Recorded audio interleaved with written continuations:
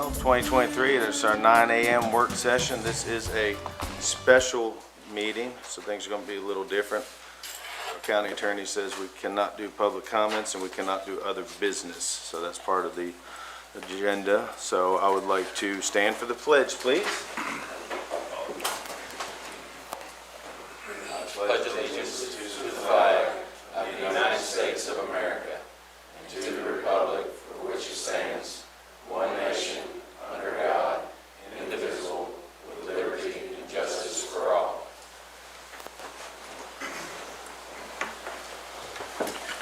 Andrew, is Squire Sebastian on by any chance? She just joined us. Okay, perfect. I wanted to make sure. Good morning. How are you doing, Ms. Rome? Thank you very much. Absolutely. I'm Julia Rome, and I'm a member of the Baha'i Faith, and I will say a prayer from the Baha'i Scriptures. O thou compassionate Lord, thou who art generous and able, we are servants of thine, sheltered beneath thy providence. Cast thy glance of favor upon us. Give light to our eyes, hearing to our ears, and understanding and love to our hearts. Render our souls joyous and happy through thy glad tidings, O Lord. Point out to us the pathway of thy kingdom and resuscitate all of us through the breaths of the Holy Spirit. Bestow upon us life everlasting and confer upon us never-ending honor. Unify mankind and illumine the world of humanity. May we all follow thy pathway, long for thy good pleasure, and seek the mysteries of thy kingdom. O God, unite us and connect our hearts. Verily, thou art the giver.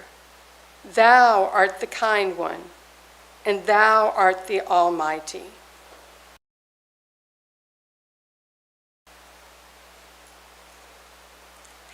Thank you very much. All righty, now I believe Mr. Bill Marshall is here to...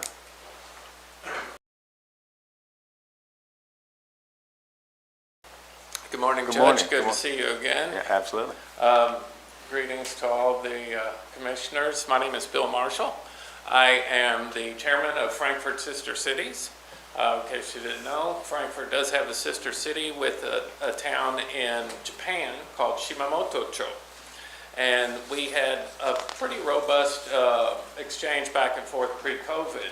But this year, now that the restrictions have finally, the last kind of vestiges have been lifted, they are ready to really start back. And so we have a visitor coming. They told me a little bit earlier this summer they were on the way. Last week I got exact dates. They will be, there's one person. His name is Takayuki Yokoyama.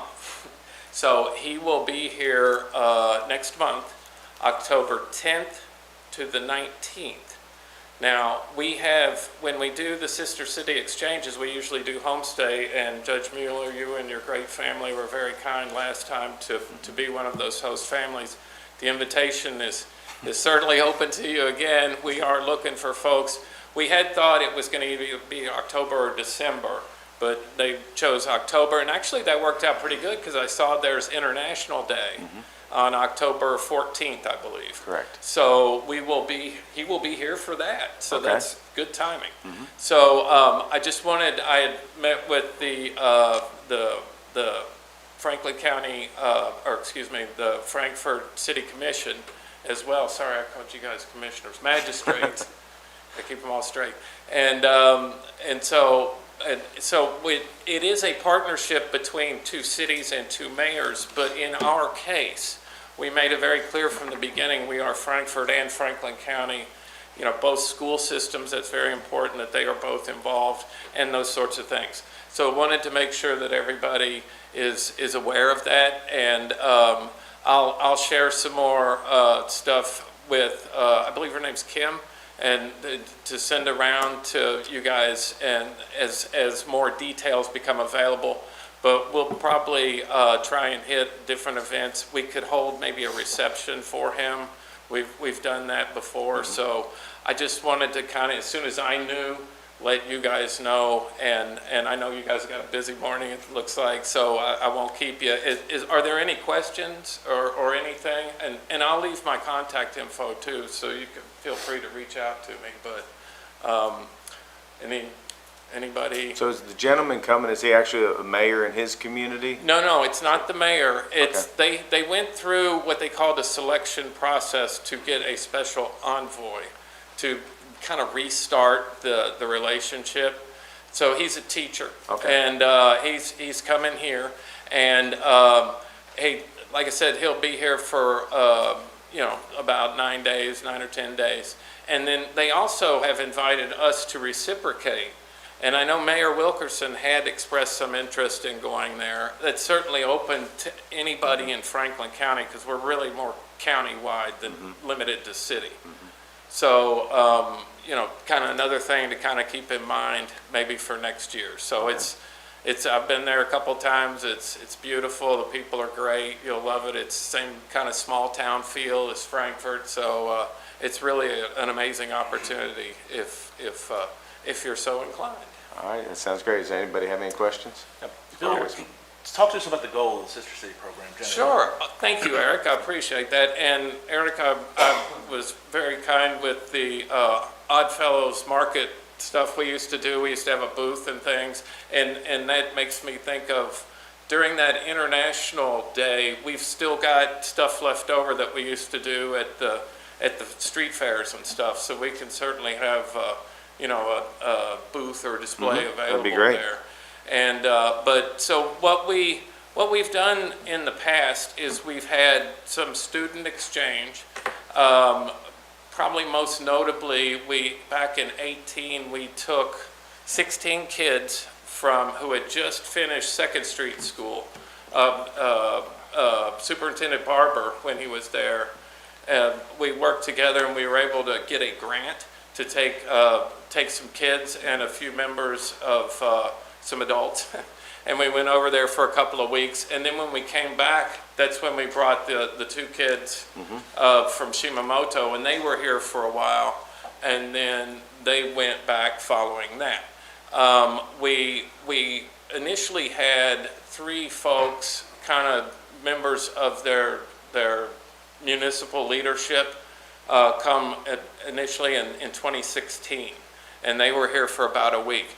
The opportunities are, opening up more student exchange, teacher exchange. Lexington Sister Cities has a really strong program where they have kids go back and forth, but they're kind of short-term trips. We had, pre-COVID, we had been looking at longer-term, like semester-long trips, because that's kind of I think a better learning. Of course, the kids would have to be of age and, old enough and that sort of thing, but it's a great country. It's safe. Everybody's nice and stuff. So that's a possibility. Also, of course, everybody knows there's a few Japanese companies here. Topi was here before Toyota even, and kind of helped lead the way. There was, I can't remember what his name was. He's the fellow who, the state of Kentucky has 2 representatives for international stuff. One's a Europe representative, one's an Asia representative. And Mike Takahashi-san is our state rep was for Asia, and he's based in Tokyo. So he helped bring Topi here to Frankfurt way back when. And so he's got a little bit of a local connection. So all of this exchange and stuff, and I see Jack over there. Hey, Jack, how's it going? Can't wait till election time. And so there are economic development opportunities as this relationship starts to come back together and get much stronger. And not just from like Shimamoto itself, but that's in Osaka Prefecture. Osaka is kind of the really big city on the west side of the main island. Tokyo is the big city on the east side. So there's so many companies there, and I think there's working with maybe even the state and stuff, since we are fortunate to be the capital city, to maybe look at being, a little more aggressive at courting some companies to come to Frankfort and Franklin County. Because, we certainly could, we would love to have more economic development, I'm sure. And they're great partners to work with. It's a very long-lasting relationship. So I think that that is a big potential right there. So, and then, if you think of anything that we would like to do, we're certainly open to any, suggestions or anything like that. Eric, did you have anything that you had thought of that might be potential for a future expansion of relationship maybe, or? No? Yeah, cherry trees. Yeah. We could. We can ask him about that when he's here, and we could certainly do something like that. That's they're so beautiful when they're in bloom, and that's quintessential Japan, the sakura. Yes. Any other questions for Mr. Marshall? Well, we appreciate you coming in today, and we'll talk in the near future about when the gentleman comes in on the 10th, and we look forward to, if you could get with Mitzi if you want to do a table or something at the International Day. Okay. She'd be a good contact here in the office. Okay, gotcha. Yep, perfect. Okay, Alrighty. thank you, Judge. Take you very much. Thank you Appreciate all. it. Appreciate you. Thank you for your service. Alrighty, now we have Mr. Tom Hall, who's going to talk from the District 5, I believe. Looks like some other guys are wanting to get up there with you, huh? Yeah, maybe so. My name is Tom Hall. I'm with District 5. Good morning, Judge Wheeler and members of the court. The purpose of our visit today is to get concurrence from the county on our rural secondary paving program. Rural secondary roads are those farm-to-market roads that are maintained by the state. They're not our bigger roads like interstates and parkways, but rather, like I said, farm-to-market type roads. And part of our process, and when we do a paving program each year and budget out what we're going to resurface and fix in that road system, we get concurrence from you guys because it makes sense. It makes sense because these are the roads that get people from local areas to the bigger city centers and bigger roads. So, but before I start, I would introduce everybody. We got Joe Barnett here. He's our section engineer in Franklin County, responsible for maintenance and construction activities. Scott Tipton, he's our branch manager over Franklin County and then surrounding rural county. And then we have Larry Cheney over there. He works with me in District 5 planning. That's our group. Usually when I talk about rural secondary, I like to talk about what we proposed to do last year and how well we did. And so last year's program, we intended to resurface 3 roads. It was Kentucky 1707, Camp Pleasant Road, and we resurfaced 2.7 miles of that road. Kentucky 1681, Duncan Millville Road, just a short 0.3 of a mile on that road. And another road, Kentucky 1570, St. John's Road, 1.9 miles of that road. And we put those together as one contract and awarded those to a contractor last fall, and those were all complete by the completion date of June 30th of this summer. So those are all done. What we said we were going to do, we got done. So that kind of leads me to this year's program. One thing I would mention about that program is that, our cost estimates were like something about $300,000 to do that work last year. And when we awarded it, the contract, it ended up being $400,000, which is, a lot more than we expected, but we've been seeing a lot of road construction costs kind of go through the roof. So I think everybody's heard that. So it plays into the budget of this year. So I just thought I'd mention that. So I'm going to walk through this long sheet, which is part of which is basically the program we're asking you guys to approve. And what I basically start talking about is the prior year balance. How much money did we have coming into the program? And we had a negative $95,000, which roughly a negative $100,000, which was money we had to spend last year. But anyhow, we bring that together with our initial allotment, our annual allotment, which is $854,664. And so we end up having $759,662 available to run our rural secondary program. And so there's a line items we take off the top before we can actually pave roads, and I want to quickly walk through those. The first thing is we do routine and maintenance like patching potholes, snow and ice, the basic maintenance activities. We have to take that off the top of the budget, and we have 97 miles of rural secondary roads in Franklin County. So the cost to maintain those roads is $384,600. So if we subtract that amount from our budget, $759,662, we end up carrying forward $375,062. And so the next thing we take off the budget is flex funds. Now, flex funds is a program that's been around for about 10 years, and flex dollars are rural secondary dollars that we can allow counties to use for county road resurfacing projects. And that's a kind of a nice program that the counties take advantage of. It's our understanding that this year the county's going to use that money to resurface county roads. And you guys will work through the our Office of Rural and Municipal Aid to pick the roads and get a contract for that. But the amount is $128,200. So we take that off of our budget, and then we end up having money left is $246,862. The next expense we take off is the county judge executive expense, which used to be $3,875, and that was an expense that we would give to the county judge to help administer the program, coordinate, make sure we're paving the right roads. The legislature, through House Bill 241 last session, decided that they weren't going to continue that practice. So we don't take that off the top. So that leaves us $246,862 to do resurfacing work, and it's our intention this year to continue resurfacing work on Kentucky 1570, which is St. John's Road. You might remember last year we did a portion of that. We want to try and finish that out. And our cost estimate to do that would be $240,637, and that just leaves us a balance of $6,225 to carry forward to next year.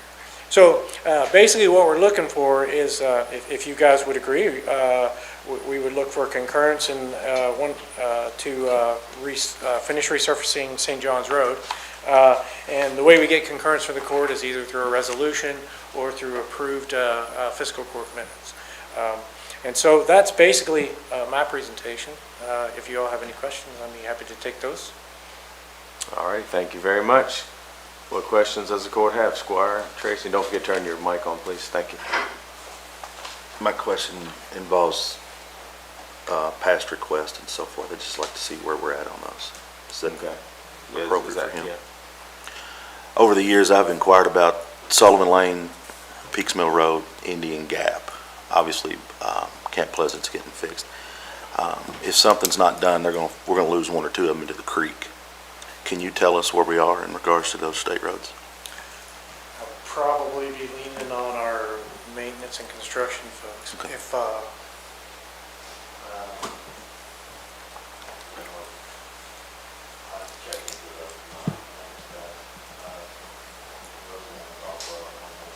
They are, yes, sir. Slide or shoulder issues. We've got issues of all kinds. They're not being ditched. Sullivan Lane, right before you get to the bridge, is about ready to fall in.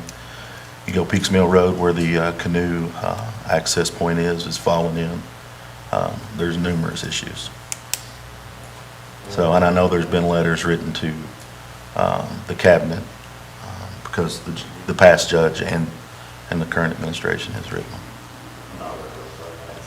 Okay. Okay, thank you so much. Any other questions? Squire Wisman. Yeah, Larry, thank you for coming and joining us. First, I have to give accolades for St. John. You know, that road in some ways was nearly gravel in some places until the paving happened, and my residents in the district are extremely happy with that, and I think continuation of that project is absolutely necessary. I have to ask about some other roads, of course. We have numerous issues throughout this county. As you said, there's 97 miles of rural secondary roads, and last year we barely got 5 paved, 5 miles. And this year, for the rest of St. John, I believe that's only about 2 more miles. Can you give us some recommendations on maybe what we can help with in lobbying the DOT or something otherwise to see more done? You know, 421, one of my major arteries through my district, is quite literally falling into the creek and shoulders failing and things in multiple places. I have a Bridgeport-Benson Road. I have a problem with the road going into the creek where the parents are calling me afraid that their school bus is going to, go over the road at some point. Highway 12 from one end to the other is quite literally falling apart. Our entire county needs some great investment, and I know the legislature sets budgets that we're quite limited to. And, effectively we're going into a new budget year October 1st, correct? And we'll have $6,275, did you say, left? Right. For repairs for the entire year. That doesn't leave us a whole lot. I'm just wondering if you can sort of editorialize a little bit on what we can start thinking about some of those other road problems. Well, some of the road, that's a big list, and we have several different road systems. We have our state primary road system and state secondary road system, and then we have our rural secondary road system, which is these smaller roads that are sort of the subject of our paving program today. But like you said, budgets are limited in each of those road systems, and we're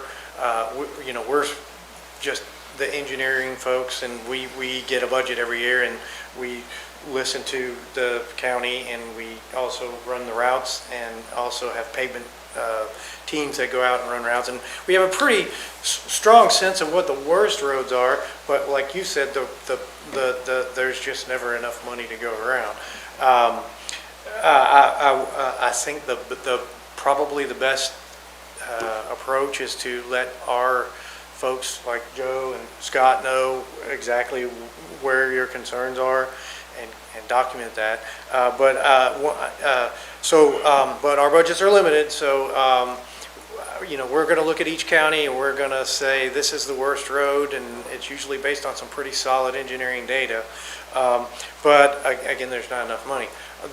When it comes to the rural secondary program, those smaller roads, it is possible that rather than the county use the flex dollars for county roads, the county has the opportunity to say use those on state roads, and then we would have maybe 128,000 more to do a little more work. I don't have good best answers, but I would say our systems we have limited budgets, and we try as best we can using engineering judgment, and then also local input as to what we improve. But like I say, the budgets are limited, and I'm not exactly sure how we get past that. Sorry to put you in the hot seat. I appreciate that. Oh, it's okay. We have folks that will be watching, of course, and we get calls every day, all of us, right, about problems with primarily the state highways, and we're all very cognizant of budget shortfalls to be able to do what we'd all would hope to see done. So again, sorry to put you in the hot spot, but while we had you. We always look for other avenues, try to find the money that costs $60,000 to $70,000 to pay a mile. So, it doesn't, the money doesn't real far. Yeah, I'm getting to you, Sherry. He's finishing. Yep. I will say, She can't hear him. Division 421. Scott, would you care to step up to the mic? Oh, I'm sorry. Say, the cost is about $60,000 to $70,000 a mile for a 2-lane road. It's like a 20-foot line, so you can go further forward. You mentioned 421, we do have a job getting ready to start up this winter to address some of the drop-off issues on there. So hopefully that'll take care of one of your jobs. Concerns. Mr. Tippett, so if you haven't seen the letter that I sent, would it help if we could send you something directly as far as to maybe get with Yeah, that's maintenance and stuff? Yeah, you can send, email it to me, Okay. scott.tipton@ky.gov. Okay, I'll get that from you, but yeah, we'll, yeah. Perfect, thank you. Squire, Squire Sebastian was waiting, and then we'll do Squire Tanner, thank you. Go. Squire Sebastian? Thank you, Judge. Mr. Tipton, I wanted to have the opportunity maybe after this meeting to talk to you about Big Eddie Road. I need to talk with you just a little bit about some information that I received last night about 9 o'clock. I checked on Big Eddie, this road, before coming here. We do have a contract to pay for the 0 to the 1.72. The remaining portion of Big Eddie is scheduled for next year to finish out the rest of it. It's a top 10 in our district paving for next year, so it should go. It should be, the rest of it should be completed next year. Okay, I would like to talk to you about the split for the paving. So when we get an opportunity after this meeting, I'd like to do so. Thank you very much. Okay, it's what we already have scheduled now without a executive order, which means it probably wouldn't get done this year, so I'd probably much rather keep going where we're going now and then get the rest of it next year. All right, I look forward to talking to you. Thank you. Squire Tanner? I want to follow up on Scotty's issues out there on Indian Gap. I don't have any roads. Fortunately, my district is in pretty good shape. I think about the only part of a market road I got is Evergreen Road. But the question what I have is, there's $384,000 on your maintenance, regular maintenance of the 97 roads. Is that number is that correct, more or less? Yes, $384,600. Okay, can some of that money be used on these washout areas like it's on Indian Gap, it's those problems there, or Peaks Mill? Or is that limited that you can't do that? You're just pushing snow with that money or what? Well, I think that Scott could probably speak to that a little better than me, but I mean, there's a certain, limitations to what our maintenance guys can do, and Scott could probably. That 384, that encompasses all of our work on those roads, because we'll charge out, once we do a job on a certain road, we charge out, and that road is charged that money. So so if we worked on Indian Gap, if it's a little secondary, it would come out of that 384. It could come out of that though, Yes. is that correct? And then, but that also encompasses any type of potholing, snow and ice. It's pretty much for all of our work on these roads. And this past year, I looked at our actual spending on these rural secondary roads for all 5 of my counties, and I made some adjustments to try to get us a little bit more paving money, which I did adjust it a little bit to get us a little bit more on our paving money. But that's pretty much what we spend on our rural secondary roads on an average over the last pretty much 5 years. So that $384,600 is based on history? So I guess to piggyback on him though, so let's say, is there money left over, towards the end of the year? Is that put towards paving, or what happens, if that, let's say it's a mild year, they didn't get to everything and they didn't use the 384,600, is there? It comes out of our, I think it come out of our total FEO1 budget, our total maintenance budget, and it would just roll over, but generally we use the majority of it every year. But it just goes into our general overall district maintenance budget. Okay, thank you. Squire Tracy? Outside of the resident that lives in Peaks Mill, can you tell me when the last time that Peaks Mill, Sullivan Lane, Rocky Branch was ditched, roadside ditching? I'll talk to my foreman about it. Okay, all right, thank you. Squire Wisman? Yeah, Mr. Tipton, maybe you were the appropriate one to ask, but I'm wondering if we could get communicated to the court road priority, road listing, is that part of some of the things you mentioned? Are those within the state road plan, or is that generally an auxiliary sort of within District 5? You talking about like other, like projects or just everyday? Priority of the roads and their condition assessments, those kinds of things. Not at this time, I don't have any of that information with me. But I mean, generally when we get complaints, we try to jump on those as soon as possible, but, you know. I was talking to my maintenance guys about what their priorities are working on right now. I know they were doing a bunch of ditching and some base failures on US 60 here recently, and, but I have to get with them. They're more of a, they do more of the day-to-day activities, and I let them kind of run the maintenance stuff as they see fit, on micromanaging or anything like that. So I can just give them, let them see what they're going to be working on.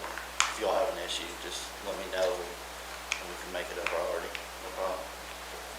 I appreciate that, but I was wondering more about if we had a sort of a grading of all of our roads. You know, the request is to state whether we support a paving of the rest of St. John's, but without a condition assessment or year paving, that kind of schedule. If it's on a resurfacing, and we know it's resurfacing, I do like to make sure that they go through that road and get the road mowing done, get their ditching and stuff done. That way we don't have to come back to it. I do make that a priority when we know we have a resurfacing job coming,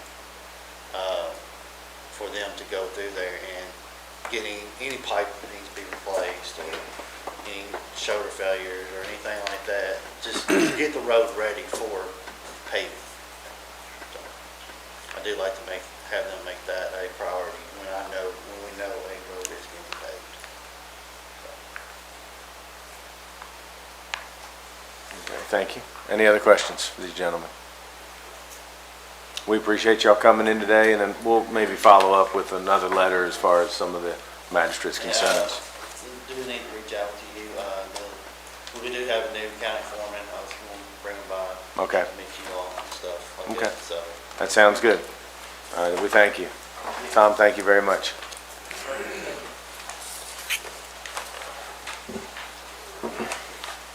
Alrighty, on to the judge's report now. I believe Andrew has some pictures. On Saturday, August 26th, KSU hosted a Healthy KSU.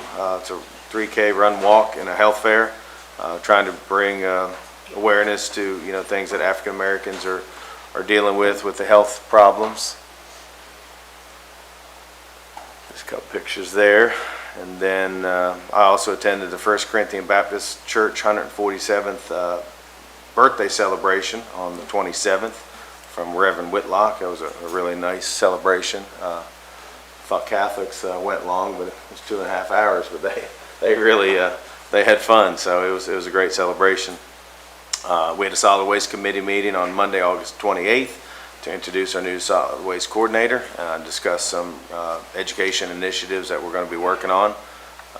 We actually had a group that we went out to the compost pad. There we are there, and Will's kind of showing, I believe Tammy, our new grant writer, and Allie, our new solid waste, went out there and kind of went over the program and how it's used. Very, very good information there. Administrative Services Committee met on September 5th. We continue working, updating, amending, and streamlining our admin code. That's an on-working thing. Also want to remind everybody that our International Festival will be held on Lakeview Park on the 14th from 4 to 8. So visit our website if you're interested in having the table for the event or if you'd like to perform. The registration and links are on our website, franklincounty.ky.gov. Click International Festival log. We also have our trunk or treat movie night at Lakeview Park on October 1 from 5 to 7. The movie starting around 7:30, and ice cream will be provided by the Sheriff's Department. We also have a golf in for literacy that I'm going to let Squire Tracy touch on because he's heading this one up. Squire? Judge, this is a literacy program or project that there's 5 partners involved, and ultimately it's a county-wide project. The National literacy group is looking at Franklin County and Thornhill as the models for this program. So again, there's going to be an event on October the 20th. It's going to be 2 flights, 22 teams of a flight. Should be a great day. Perfect. I appreciate you all working on that. I know it's getting a lot of movement, which is a great thing, because it's a great thing that the Fiscal Court's involved with, so everybody should be proud of that. That's all I have. Now, I believe Mr. Hawkinsmith here is to give us a road department update. Morning, Stephen. Morning, Court. How you doing today? Pretty good. The last couple of weeks, the guys have been working hard on the lot. They've been moving culvert pipe, guardrail, and I-beams to the home street lot. We've been mowing, mow trimming, had the yard waste, we've been patching, and we've been chipping. And also tomorrow, we've got the bid opening for the mow trim and the trauma screener. Is that here, Stephen? It's at the road department. Okay, it is? Yeah. Have you all received many bids, you know? We've received one, and usually some of the other guys like to hand deliver them. Yeah. Yeah, like to be there. Okay. Yeah, so. All right, what questions y'all have for Stephen, Squire Tracy? Thank you again on the mow trimming. Great job on that. A lot of, especially from a couple of the bus drivers, so great job on that. Mike, share again. And then in regards to the pipe, the amount of pipe that's came out of the back, has that surprised That anyone? surprised me. We didn't know we had that much material back there once we got digging around, so, yeah, it's been quite a bit of work. Still have a lot more to go. Are you gonna have enough room at Home Street to kind Yes. of park everything as needed and things like that? Yes. Good. Squire Wiseman, do you have a question? Yeah, I just wanted to thank the guys here, the road department. I think the county roads are fantastic this year, and we, every call I get, there's often something that I have to explain, generally about the mow trim, that we can't get to it just yet. We're trying, but things falling apart. We're going to try our best to get to it. So just wanted to thank all you all for the work you're doing. Okay. Appreciate it. Absolutely. Thank you Thanks. very much, Stephen. Appreciate what everybody's doing down there. Got a big day on the agenda for the road department. Alrighty, we're gonna move on. Judge, can I ask for a point of clarification? We have public comments on the work session, but we've said that we're not allowing public comments? Mr. County Attorney? We have to, due to this being a special agenda, we have to stick to the items on the agenda. It's on the agenda. Well, the topic is a broad generalization, is on the agenda, but the topics that may be discussed in public comments are what need to be on the agenda. So it could be a public comment regarding something that is not addressed on the agenda, and I don't believe that can be taken up at a special meeting. That's not my experience in the past. I mean, generally, we have a public, I mean, this was a special call meeting because we needed to change it to allow the judge to go on a trip. We need to allow the public to have comment any time that we have a meeting together on anything that they would like to bring before the court. Squire, I'm not an attorney. I'm just going by what I he told me get when he it, got and here that's this morning. our advice, but, and also I'm concerned that we didn't have other business on this agenda because it was a special call, but again, it was a moved regular meeting. I had a number of items I would like to have brought up, but it isn't. Didn't think it was. Well, I would err on the side more that we need to allow public comments no matter what people would like to state, so I don't know if anyone here has any, but I get I'm our not an legal attorney. I'm advice. Marlene, our county attorney. I mean, I'll do whatever he think is fit. I mean, If someone can state that it's related to something that's on the agenda, they have If it's related to something on the agenda, they have every that's right to fine. speak then, correct? If it's related to something on the agenda, that would be fine, but no actions can be taken, and no discussions can be had other than things that are covered on the agenda, and that's specifically set forth in the statute. So if you want to go off statute and take actions and have discussions on things that aren't listed in a special meeting, then you do so at your own risk. Judge, could we ask if anyone has comments related to anything that's on the agenda then? we can, we just need to be real careful. And if it goes somewhere else, if anybody like to come up and talk public comments about anything that's on the agenda, then we'll so do it.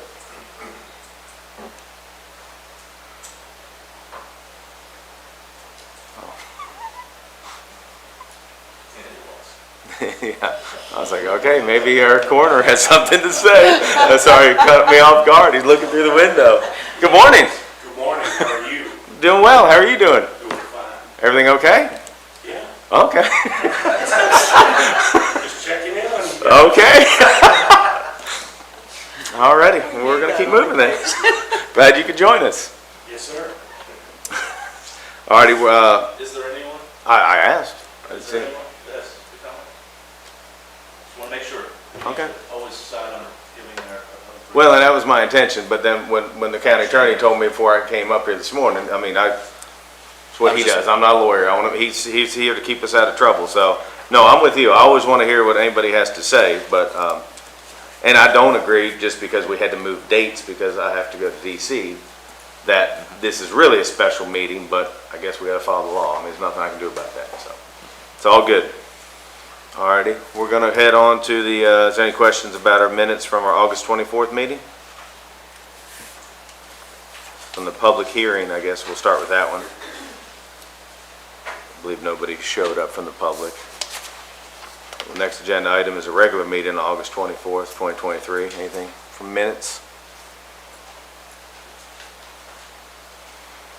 Authorization to receive final payment of our 2022 excess fees from the county clerk.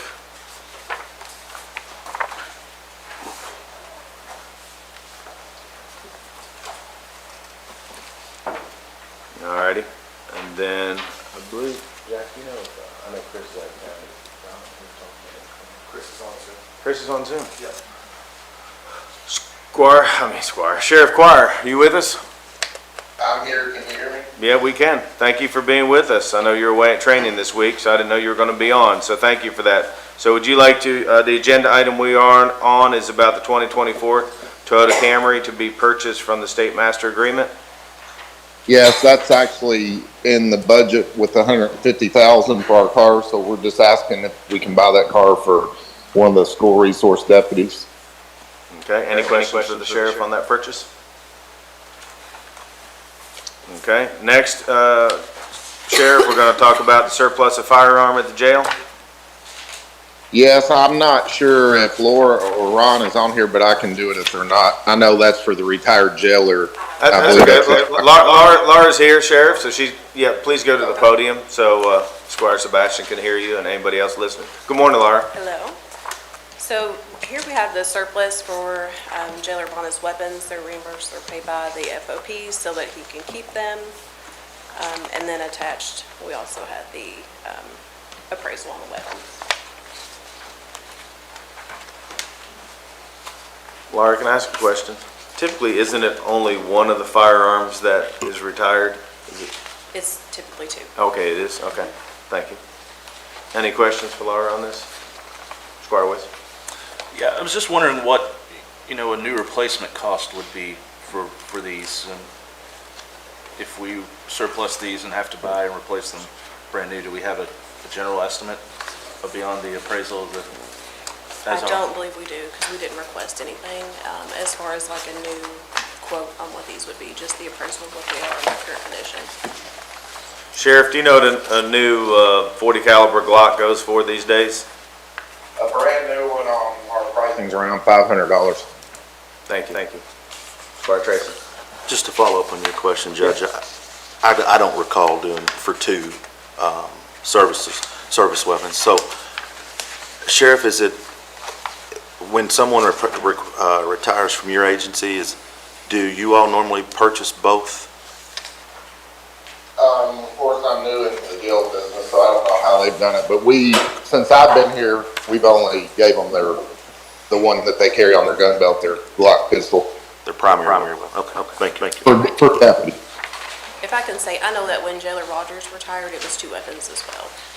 And then in my time there, that's the only two that I've even, that one and this one that I'm even familiar with. Thank you. I got a question for anybody who can answer it. One of them's a Glock 22 and the other one's a Glock 27. What's the difference? Size. I have to say, 27 smaller, more concealable. I can answer that. Go ahead. Hey, good morning. The Glock 22 is the duty weapon that you would see in a uniformed officer's holster, and the Glock 27 is a smaller pistol that's intended for off-duty. duty carry, concealed carry. So it's much smaller. So the 27 is larger than the 22. The opposite. 22 is the large one and 27 is So the smaller. Glock 27 is a carry pistol. It is a concealed carry pistol. Concealed. Learned something new today, Squire, didn't you? Absolutely. Squire Wisman. I know if you pull the trigger, they'll Judge- go off. Generally, sort of a couple of concerns. Anytime we have, I always harp on this in any of our meetings, anytime we have a surplusing or a sale, we really should have a serial number, especially with the firearm, I would think, to make that. And I'm a bit concerned, generally, given the situation we're in, that this is an elected position. It was not here a terribly long time. I realize we have a program for retiring officers, but at the time, I think I'm not in support. Okay. Any other questions for Laura or Ron? Seeing none, thank you. And then the next one is, I believe, Tammy. Is Tammy here? Oh, back here hiding. Good morning, Tammy. Good morning. The sheriff, you're still on, correct? You're by yourself. Yes. Oh, there he is. I was going to say, it has my notes that he's going to be here with you, so, okay. yeah, go ahead. This is an authorization to apply for the KCO Workers' Compensation Fund insurance grant for the purchase of 2 restraint chairs for their regional county jail. Last year, the court applied and was awarded this grant for the purchase of lift equipment for the fire department. Are these the chairs that have been inoperable? I guess I could ask Laura that question. Is that, They have. In the past, we absolutely just were. could you get to the mic and make sure? No, you're fine. I just want to make sure Squire Sebastian here. We've been able to do replacement parts. Both of the chairs in their order are beyond replacement parts. It's the actual mechanisms of the chair that we're experiencing issues with, and they're not functioning how they should. Okay. So there is a 20% match on this. Any questions for Tammy or the sheriff on this? So those chairs are $6,300? Yes, that's for both chairs and shipping. Okay, 2 chairs, okay.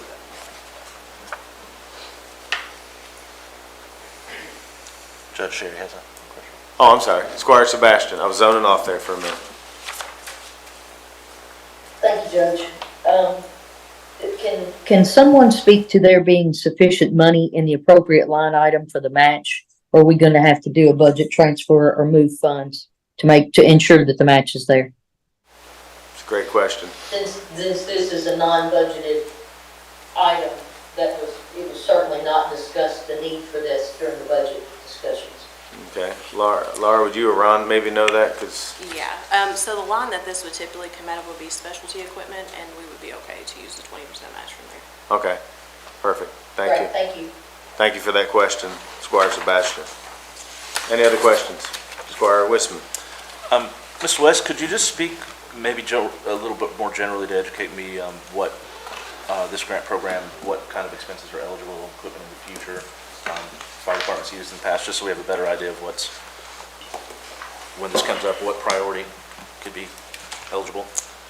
Oh, goodness. I did not bring my sheet that has, it was equipment.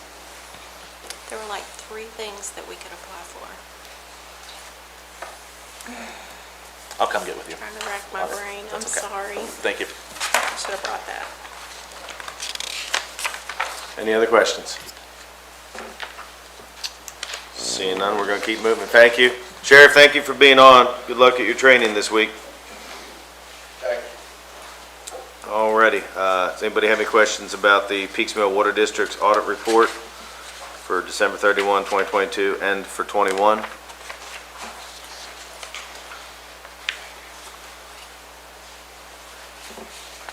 Seeing none, we're going to move on. And I believe we already talked about the District 5 things with Tom Hall. I will say if magistrates could get, I know we've done this before, but I don't want to miss anything. If you all have maintenance things in your district, let's go ahead and get all that emailed in. And obviously, I sent a letter maybe to the high ups and the guys doing it didn't get it. So I apologize for that, but I would have thought that would have been shared. So I have the old letter, but it sounds like some of the things mentioned today, I don't remember being on that. So if you can, get your thoughts together and send an email in to Mitzi, and we'll get another letter going. So, and maybe we'll try to get he said there's a new person in our area, so we can meet him, and it'd be nice to hand him and Mr. Tippett, it sounds like, that letter. So, perfect. All righty, next one, I believe Ally is here to present. Good morning. All right. Good morning, Judge, members of the court. What I have here is a change to an ordinance for the definition of yard waste. What we're dealing with right now is the road department is doing scheduled pickups for yard waste residential. We're wanting to kind of get more specific with the definition of yard waste. And so after speaking with some members of the road department, we kind of narrowed down what would be helpful in terms of that residential pickup to get as specific as possible. And so some things like the chipper only fits in stumps like 12 inches in diameter, so we're trying to keep it around 10. Weeds can clog up the chipper. And piles too large, or piles like not stacked parallel with the branches, it can take over 30 minutes for 4 people to clean up these piles. So, to us, that exceeds the definition of yard waste, so. So just share with the court, I know this has been going on for a while, and I know, we do the community good, picking up limbs and things like that, but it just feels like the more feedback we've gotten, it's kind of got out of hand as far as what people are leaving and things like that, and some contractors are taking advantage of the service that we're giving to our community. So Ally, kind of like she said, she met with some of the road department. We've talked, so we're trying to really kind of, we still want to help people out, but they need to help us out too, and it needs to be manageable, and we don't need to send equipment out and things like that to pick up limbs. So that's what we're trying to do with this ordinance. As far as, we thought there was something in the ordinances, Jack looked everywhere, Ally looked everywhere, we couldn't find a true definition, so that's how we ended up here. So I appreciate Ally taking this on and working with our road department personnel to kind of come up with a good description that we can, so when people call in now, we'll be able to say it needs to meet this criteria, and just communicate with everybody what we're proposing. Squire Blackburn. Is this something that we'll advertise as well? Yes, we'll probably need to set a date on it, and educate. I think Ally's going to do a little education piece on social media and some other things. And then, I believe there's a pretty good list of typically the same people that call in and things like that. So we had talked about sending a brochure out to all the people that, for the last year or two that have used this service to kind of say, starting on this date or even immediately, this is the rules. So, Squire Tracy. Thank you, Judge. Yeah, this is a program I think started out innocent per se and turned into a debacle. You look up and you got 6, 8, 10 guys out picking up tree limbs from fence rows and everything else, and contractors that are taking advantage of homeowners. So I think a lot of this is going to fall back on the ordinance and the guys saying, hey, this don't match, this, we can't do this. So communicating it to the public is going to be very important, but also it's going to be very helpful for the guys at the road department as well. Yeah, that's our goal. Yeah, I think it'll free them up to really do road department stuff instead of yard waste. Absolutely. Squire Tanner. I got one brief question. Who determined that a 10-inch diameter piece of wood would go through a chipper? Some of the members at the road department staff. The road department? Uh-huh. A 6-inch will go through a chipper. Yeah, and this says 10-inch. It's big. 6-inch. That's a huge piece of wood. 10 inches of saw log, Okay. nearly. You could actually make a cross tie out of that if you wanted to. Okay. Well, then we'll have to. This needs to be 10 inch, 6 inches, and not 10. Okay, we'll have to get that changed. Is that an amendment, sir? Clerk, could you make sure that gets changed before we go into the voting session? Yes. So I think We don't vote on the first reading. Okay, that's fine. That's what we make sure. Yeah, perfect. Any other, Squire Wisman? Judge, just, as a member of the Solid Waste Committee, we looked at this, and I think this is let's just say a first stab at a larger, so don't be surprised maybe if some other language comes back up. We pulled the old ordinance from 6-7 years ago that had some drastic changes and definitions removed, and a lot of things that we're thinking we need to go back and look at, and maybe look at the whole program. Generally for solid waste, especially for the at-home pickup, and better define some things. So I think this is just an initial attempt to take care of a problem immediately. And I would think that we would put this into effect at the point that it's voted upon, with some proper communication to the public. But we'll probably come back and maybe even alter or define some things, I would think, even more, so. Thank you, Squire Wisman. You're absolutely right. And like Squire Tracy said, it started out, we believe, years ago as innocent, and we're trying to help the community, and it's kind of been brought to our attention, it's gotten out of control, and road department needs to get back to doing the road department things, and so I think this is good all the ways around. But yes, you are correct that there'll probably be some other changes to this ordinance once we kind of have some time to dig in a little bit more. Any other questions for Ally? Seeing none, thank you, Ally. All right, Appreciate it. thank you, guys. Yep. All righty, I believe Robert's up next for first reading. Morning, Robert. Good morning, Judge, good morning, Court. This ordinance is for a zone map amendment for property located 1190 P Ridge Road from rural residential district to agricultural district. Planning Commission conducted a public hearing on August the 10th, 2023. Adopted a summary of the evidence and prepared findings of fact and a recommendation to the Fiscal Court of approval of the request. And I believe this is Squire Wisman's district, is that right? It is. Do you have any concerns with this you want to share with the court, or any feedback you've gotten from any citizens? I can't say that I've got any feedback from Of the neighboring properties now. Okay. Make sure you turn your mic on, Squire Sebastian. Remember, she's zooming in. Could you just repeat what you said, please? Yes, sorry. I can't say that I've got any feedback from any of the adjoining properties, no. And I was looking for the, 1 second. So Robert, just to make sure we're clear, staff has recommended approval on this? Yes. Okay, thank you. And Judge, I found the statement I was wanting to, the statement of fact in our packet that our intended use of the property is to raise cattle and grow locally farm produced crops. Any other questions?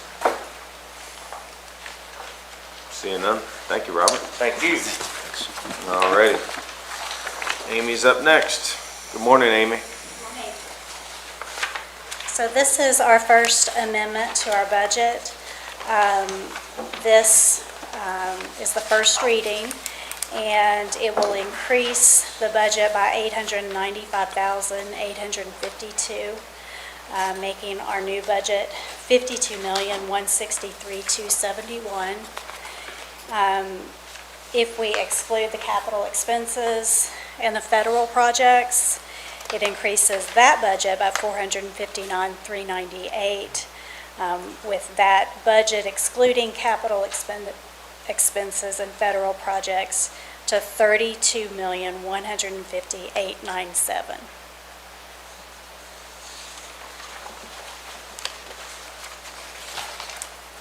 Okay, what questions do we have? I know she just gave a lot of information there, so what questions do we have for Amy on these items? Judge? Go ahead, Squire Wisman. Just one, Amy, the fire fund for the training facility, that's not been long since we applied for that fund. Have we already received those funds? It has been awarded. We haven't received the funds. Thank you. Looking down on this list, I just want to thank Greg Fry, our maintenance personnel, for getting the AOCs pressure washed and window washing. The judges were very happy over there. It's never been done since the courthouse was built. It's something that was kicked down the road, and it was as simple as getting some quotes and getting it approved. So they're very happy to have a clean building over there now. So I appreciate Greg Fry doing that for us. Any other questions? All righty, seeing none, thank you, Amy. I believe Tammy and Chief Brewer are here. Tammy, you got a little busy today, don't you? You're up here for the next couple. Yes, can I go back and answer Squire Wisman? Sorry, I've got the titles right. Yeah, please do. The priority areas for the insurance grant this year are vehicle accidents, lifting accidents, law enforcement liability related to detention center and sheriff office operations, and cybersecurity. Another grant for cybersecurity related as well. So, Coming up. Thank you. I know, I generally thought that there was sort of a focus year by year, so Yeah. thanks. Okay, we have an authorization to apply for the Kentucky Fire Commission Thermal Imaging Camera Grant to obtain one thermal imaging camera. Okay, so I'm gonna ask Chief Brewer, how many cameras do you have now? So we run these on our frontline apparatus. Every truck has one. We have one that is on our rescue truck that's about 20 years old. It's got its issue. That's why it's downgraded to the rescue truck instead of a frontline engine. And we're going to try to replace it through this grant. Okay. Tammy, could you tell us, and if you don't mind from now on, maybe tell us how much it's for, what's the grant for? I can speak on that. So this grant is different. The Fire Commission is doing it a little differently. Instead of the fire department getting quotes and purchasing the cameras, we're going to apply which make and model we want. And if we're awarded, the Fire Commission will actually buy the camera and deliver it to the department, so there will never be an impact on our budget through this grant. They're changing the way they do those. The last few grants they've done have been that way. I don't know if they're harnessing a larger quantity of buying them for departments across the state to get better pricing or what, but that's kind of the way they're transitioning to some of their grants. Okay. Squire Sebastian? Thank you, Judge. Chief, can you answer what, if any, software upgrades are needed for this, or any type of maintenance fees for these imaging cameras that might cause it, that will have some budgetary impact? Clearly not immediately, but at some point will. So there are no software updates. If it's anything very, that the company was to come out saying there was an issue with them, that should be covered under the company's warranties. But typically, there's no issues with these. They either, work properly or they are damaged in some way. But they're built pretty rugged to be able to handle the firefighting atmosphere. My second question is, what's the life expectancy for this type of equipment? You had indicated this was a pretty old piece of equipment that was being replaced. Certainly newer pieces of equipment sometimes don't have the same longevity. Could you talk to us a little bit about that, please? Typically, we would expect these to last 15 to 20 years. That's what most of these cameras have lasted. And like I say, most of the cameras are less than 3 years old. This is the last camera they have that is in excess of that, and it's, like I say, it's 20 years old. Thank you. Any other questions? Squire Wisman. Mr. Brewer, can you give us just a rough estimate of what the cost would be for one of these cameras? They're about, the one we're applying for is a little bit smaller. It's a more handheld version for the rescue truck. But most of them run between $6,000 and $7,000. And you said that all of the other cameras are within 3 years old? 3 to 5, I think, because we've been awarded this grant in the past. In the past, it was a 50% match grant. This year, like I said, they're restructuring the way they're doing it. There's no match required. And I think the oldest one we have, other than the one we're trying to replace, is maybe 5 years old. We have several that are 2020, 2021 models, and then I think the first one we got was 2018. I would imagine these were new 20 years ago when that camera came out. I'm sure the one that you're looking to replace, I'm sure that the operating systems of these things have come along greatly in that amount of time. Yeah, they've come up with several new features that have been very beneficial. But if they're all within that new time frame, I was wondering if we had others that we needed to look at replacing just because of the advances in technology. No, all the current ones we have, with the exception of the one we're trying to replace, are the exact same model, so that no matter what truck you go to, they're the same version, operate the same way. Thanks.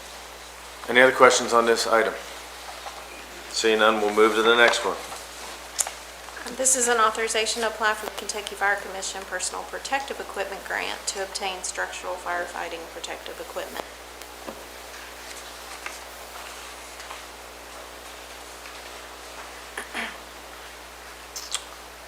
Squire Wisman.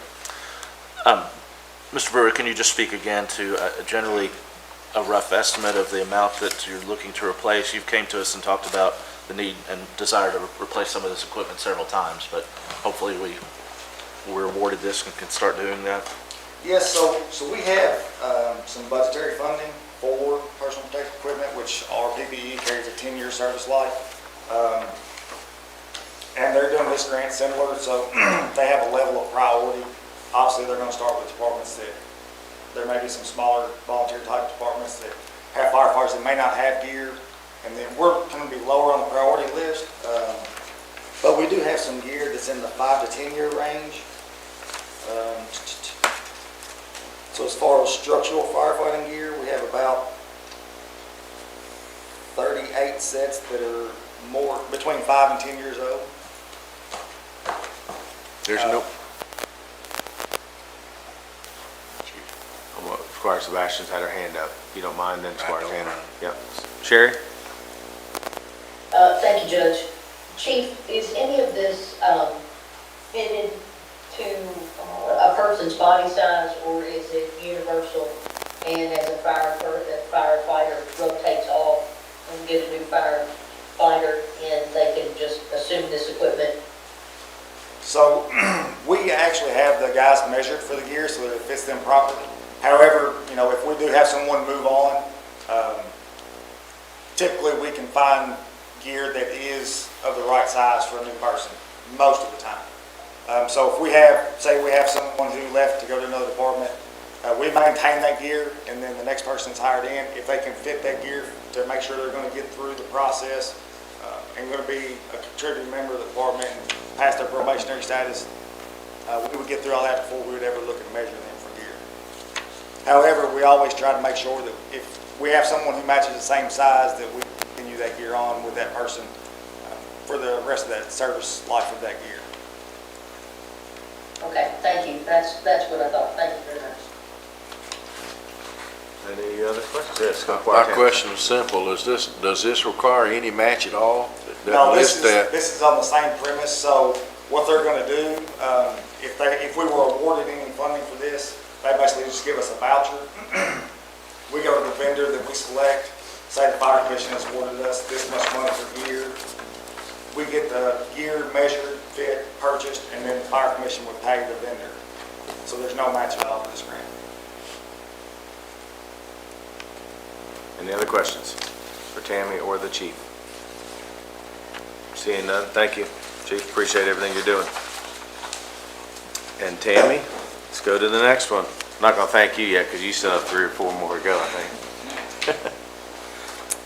This is an authorization to apply for the state and local cybersecurity grant program through the Kentucky Office of Homeland Security.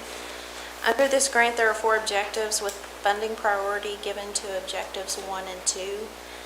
The Enhanced Network Vulnerability Penetration Testing Project falls under Objective 2. The upgrading of the firewalls and the security camera project fall under Objective 3.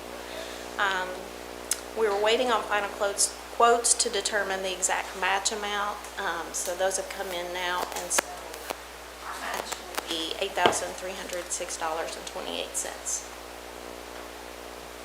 And this is a reimbursement grant. Squire Sebastian, I'm going to let you lead her off. Thank you, Judge.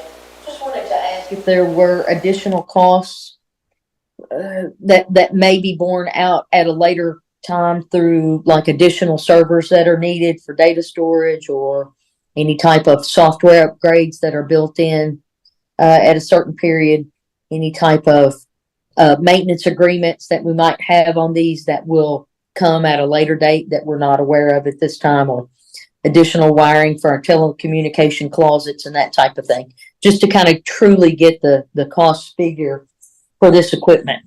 I think it's a great thing. It's just trying to understand the whole cost of it all. Thank you very much. Okay, I'm going to say, Mr. Tippett, can you answer that? we also have? Well, several of these services are services, so they're not just hardware costs. So the grant term is 4 years, and we're applying for like the firewall service, that portion, we're applying for 4 years, and the penetration vulnerability is a 4-year, we're applying for 48 months basically. So at the end of the grant, if we want to continue that, those are costs that we would assume, but I mean, as far as additional cost, I don't anticipate, within that 4-year period. Jonathan, do you want to add anything? Jonathan's with us. Mr. Vaught's in the room. Jonathan, why don't you come on up and, I know you came here to be on TV this morning, so. You gotta make sure you're talking to the mic there, so Squire Sebastian can hear you. That is a point well taken. The 4 years, the only hardware component to that we identified when I was asked to review what some potential hardware deficiencies were those two. And their lifespan is about 4 years anyway. So, and that covers the services as well. So my understanding in collaborating with staff on learning a little bit more about this, and I should point out that through the course of this process, we discovered that there are several free security services that are available to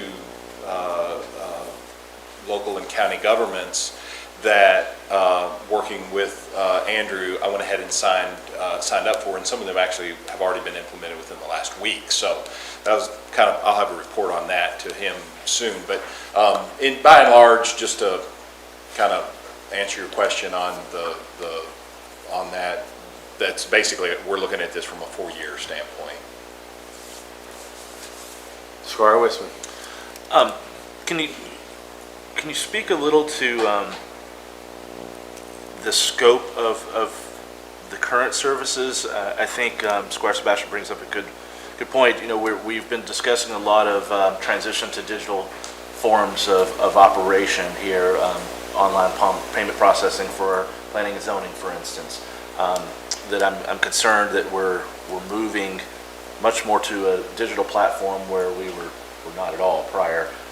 Was that broader scope part of this consideration, or is this just sort of based on existing usage that we have? Might be an Andrew. Andrew, do you want to answer that question for Squire Wisman, please? I would say that, what we're looking at is primarily, where we are today. And, I feel like even without the grant, we're in a decent, spot with our cybersecurity. This is going to take us to the next level. I think it will cover some of our new platforms as well. Although, seeing into the future is, a little bit difficult, what might change, and technology is always changing and upgrading. And so we may have to take a look at that as that develops a little bit. But I think this puts us in a pretty good spot, a better spot than we are today, cybersecurity wise. Also, this grant's going to be offered next year and the year following. It was offered last year at a 10% match. Not a lot of people applied for it. I don't know if it was a quick turnaround time, just the word didn't get out. Kentucky was allocated $7.4 million. So next year, I'm not sure how much money Kentucky will be allotted, but if it's around that same amount. But next year it'll be a 30% match, and the year following it'll be a 40% match. And one of the things I'll add, this grant is, there's 4 components, and it's really about building a program and continually, testing and monitoring. And that's part of, what the penetration vulnerability testing will do, is allow us to have increased monitoring and capabilities. So, as the situation changes, we can react more quickly and address any vulnerabilities. So I think the grant really is trying to have us have a comprehensive program, which is great, you know. So I think that'll help us to address any future needs. If I can address one other, Squire Wisman, during the course of this time period, new online applications would be covered by that. So if you brought online, say, vendor X to provide a particular online system, there is capacity to have that covered by the vulnerability and scanning and testing. So there's so that's covered. Also, as part of this grant, we have to have a sustainability timeline, and we have to kind of tell what we're going to do next year, add to, you know, our plan, and we've got a quote from McAllen for patch management, so we're looking at that to add to apply for next year. You already almost answered my question, Ms. West, but we can apply multiple times if phase one or priority one is funded for us this year. We can go back and have some addendums and add some additional elements to apply again. Oh, yes, so definitely, we can apply again next year, and if we don't, for instance, if we receive funding for the penetration testing, but we don't receive funding for the cameras, since they do fall under Objective 3, then we can definitely apply next year, and we've already been through the process this year, so that'll just help us next year to apply again. The total amount of the grant we're applying for is $10,000 even then, or about? The total amount of the grant is $41,531.40 is the total amount that we're applying for. Squire Blackburn. Were you able to get somebody to pick up the phone this Yes. morning at Homeland Security? Well, an email. They emailed me. Okay, good, thank you. Andrew, I'm going to ask you a question if you don't mind. Do you have this in your budget? So I've been talking with Amy about that. It depends on our match and when it is required. I would say yes, we can absorb. If we had to pay the full match in this year, it might be a little tight, but I don't think we're going to have to pay the full match this year. And if that's the case, I do believe we have plenty of funding in our budget. I believe it's going to come to about $8,000, the total match. Isn't that correct? Over 4 years potentially, Tammy? Yes. So this is a reimbursement grant, so as we incur, as we purchase things, then our portion would then be due. So in theory, if this is a 4-year plan, it could be stretched over 4 years. In theory, okay. Perfect. Any other questions? Squire Wisman. Judge's comment, if we're not awarded the grant, I still think we maybe should take some steps to review our systems entirely, maybe go ahead and expend some funds to make sure, it's technology is an ever-moving target, and we're, again, transitioning into a more digital format. I think we need to make sure our citizens are protected. Well, and I want to thank Andrew and especially McAllen here, Jonathan. Obviously he said, looking at this grant, they identified some things that we're eligible for free that they've already, put in motion. So I think that's a good first step, regardless of what happens. So. Right, and let me stress, and that's one of the things I told Tammy earlier. If it's a critical need, we're going to address it. I'm going to bring that to the judge and the court if needed. Earlier this year, Jonathan brought to me a need to upgrade our, email security and protections with our email system. We did not wait. And if it's and Jonathan told us we need to address this quickly, if there is a critical need, we will address that. We're not going to wait necessarily for a grant. These things are all great and will help us. They're more kind of like the cherry on top, I think. And the program period is to begin December 1st, so we could get moving pretty quickly on some of these things. Perfect, thank you. Any other questions? Seeing none? Tammy, you're down to your last one, I believe. Yay! Yeah. This is an authorization for the signing of an of an MOU with the City of Frankfurt for their use of the 2023 Justice Assistance Grant funds in the amount of $10,169. So can you explain that a little bit more in depth? Exactly what is it, please? So we have an agreement with the city that we alternate years to apply for this grant. So we received the grant in 2022, and they are going to apply for it this year. And this MOU just basically establishes that agreement. Says that we're playing friendly. Do what? Says that we're playing friendly with our Yeah. friends. Any questions from the court? I already see none. Tammy, thank you for all your good work. Got a lot of good stuff on the agenda today. Thank you. Amy, you're back up, it looks like. So the state performed our audit for last year. We sent a letter out to them and they declined. So this is the engagement letter for Charles Mitchell to perform our audit for the June 30th, 2023. Squire Tanner. The auditor, state auditor declined to do our audit, is that what you said? Yes. And they recommended Charles T. Mitchell, No, or they- we picking them ourselves? They did not recommend. They give us the choice. Do they have to approve Charles T. Mitchell or not? No. Thank you. Squire Sebastian. I know this sets the fee somewhere between 20 to 22,000, and it does state in the agreement that if there are any circumstances, I guess, that they run across, they will let us know immediately because the cost could significantly affect that. So I just want everybody to be mindful that while they've set a rate, if there is anything that they do find, the cost will go up. It's not contained at that amount from 20 to 22. Or if they have to do additional work to unearth something, or so we just need to be mindful of that.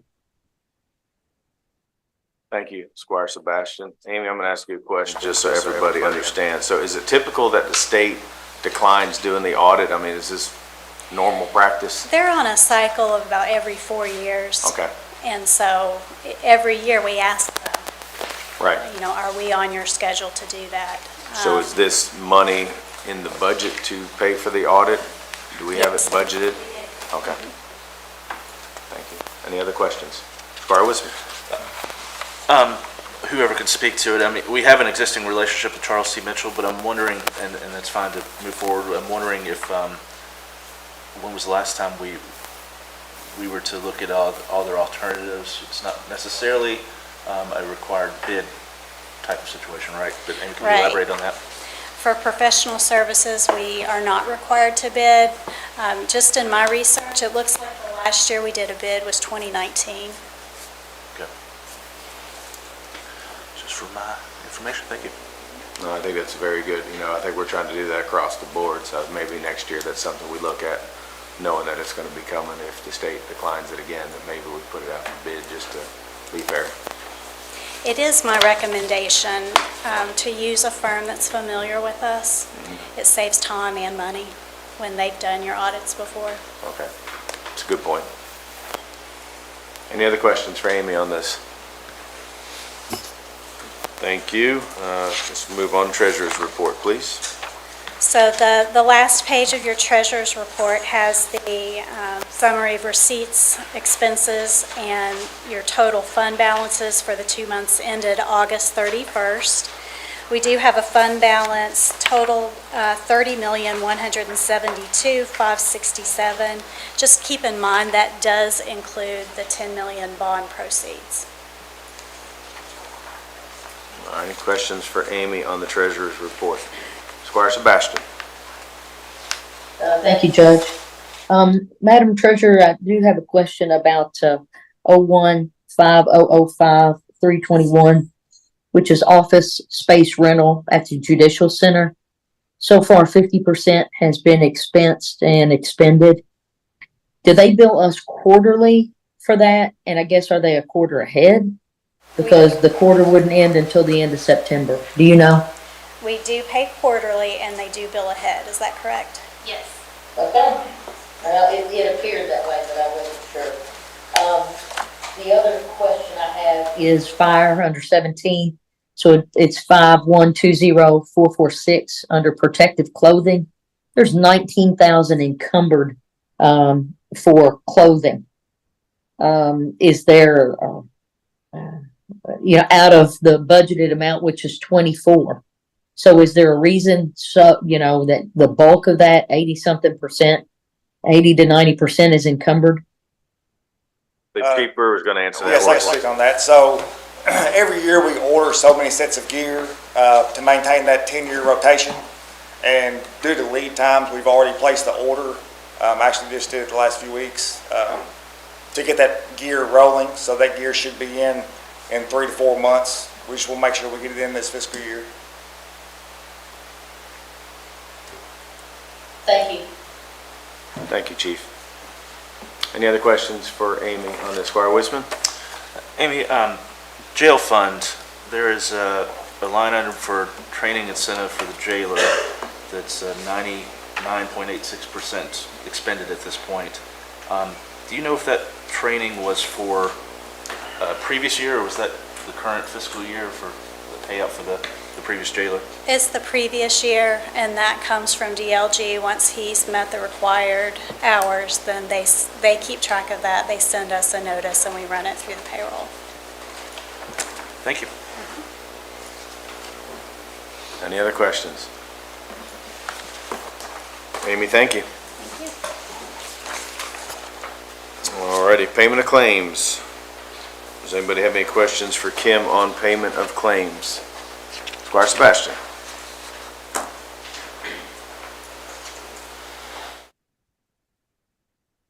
You're on mute. Yeah. Sorry, it's hard to get this off mute. Sorry. Yeah, you're fine.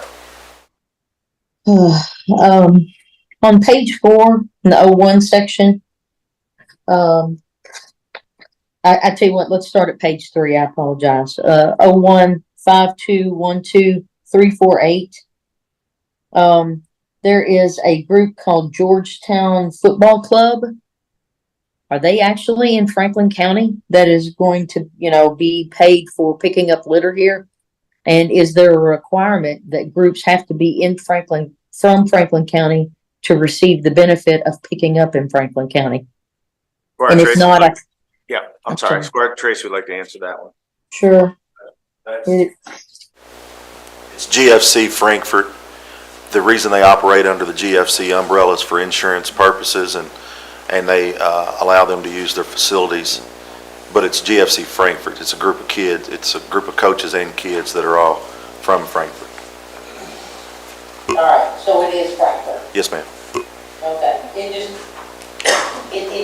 It jumps out at you when you look, and it's called Georgetown. On page 4, 01-5401-586, those flowers, I guess, for Lakeview that were spent at Wilson, were these actually shrubs? The only reason I'm checking is that, the greenhouses, the local high school greenhouses grow plants, and there's a huge mum sale going on right now. So if they're fall flowers, I was wondering if there's an opportunity to, help out our school system by working with them to get fall flowers. If they know in advance, they can make sure that they have that grown throughout the summer. And it extends that partnership that we already have with them. So just asking a question if it was shrubs or something else. I believe she's looking at that, but I think that's an excellent question, because we do want to support our local schools. I'm assuming personally, if it's in here already, it's not mums and things, but I don't know, it seems like it'd be more summer annuals or maybe some replacement shrubs, but just because time of the year. It is mums. Oh, it is? Yes. Oh, okay. So yeah, we need to contact Mr. Lewis about that for anything in the future. We need to look at that going forward, because right now with Western Hills is having a huge sale on their homes, and everything I've heard from that FFA group, it would be excellent to continue to support the work that they're doing and to showcase that here across the county. Yeah, no, I think that's perfect, and, hey, Charlie, how you doing? Good, good. That's a great idea. I'll be happy to do that. And they would be certainly happy to work with you. I talk to those groups pretty often, and they're always looking for opportunities to partner with the students. And so I've found some ways for the schools to partner in some other ways outside of the growing that they're doing to talk about their experiences, et cetera. But they would love the opportunity to work with us on that. I have one item on page 1 of the road department, which is 026105-445. It's for Info USA. Who can speak to this Frankfurt directory expense and what the purpose may be for that? Eva, would you know anything about that?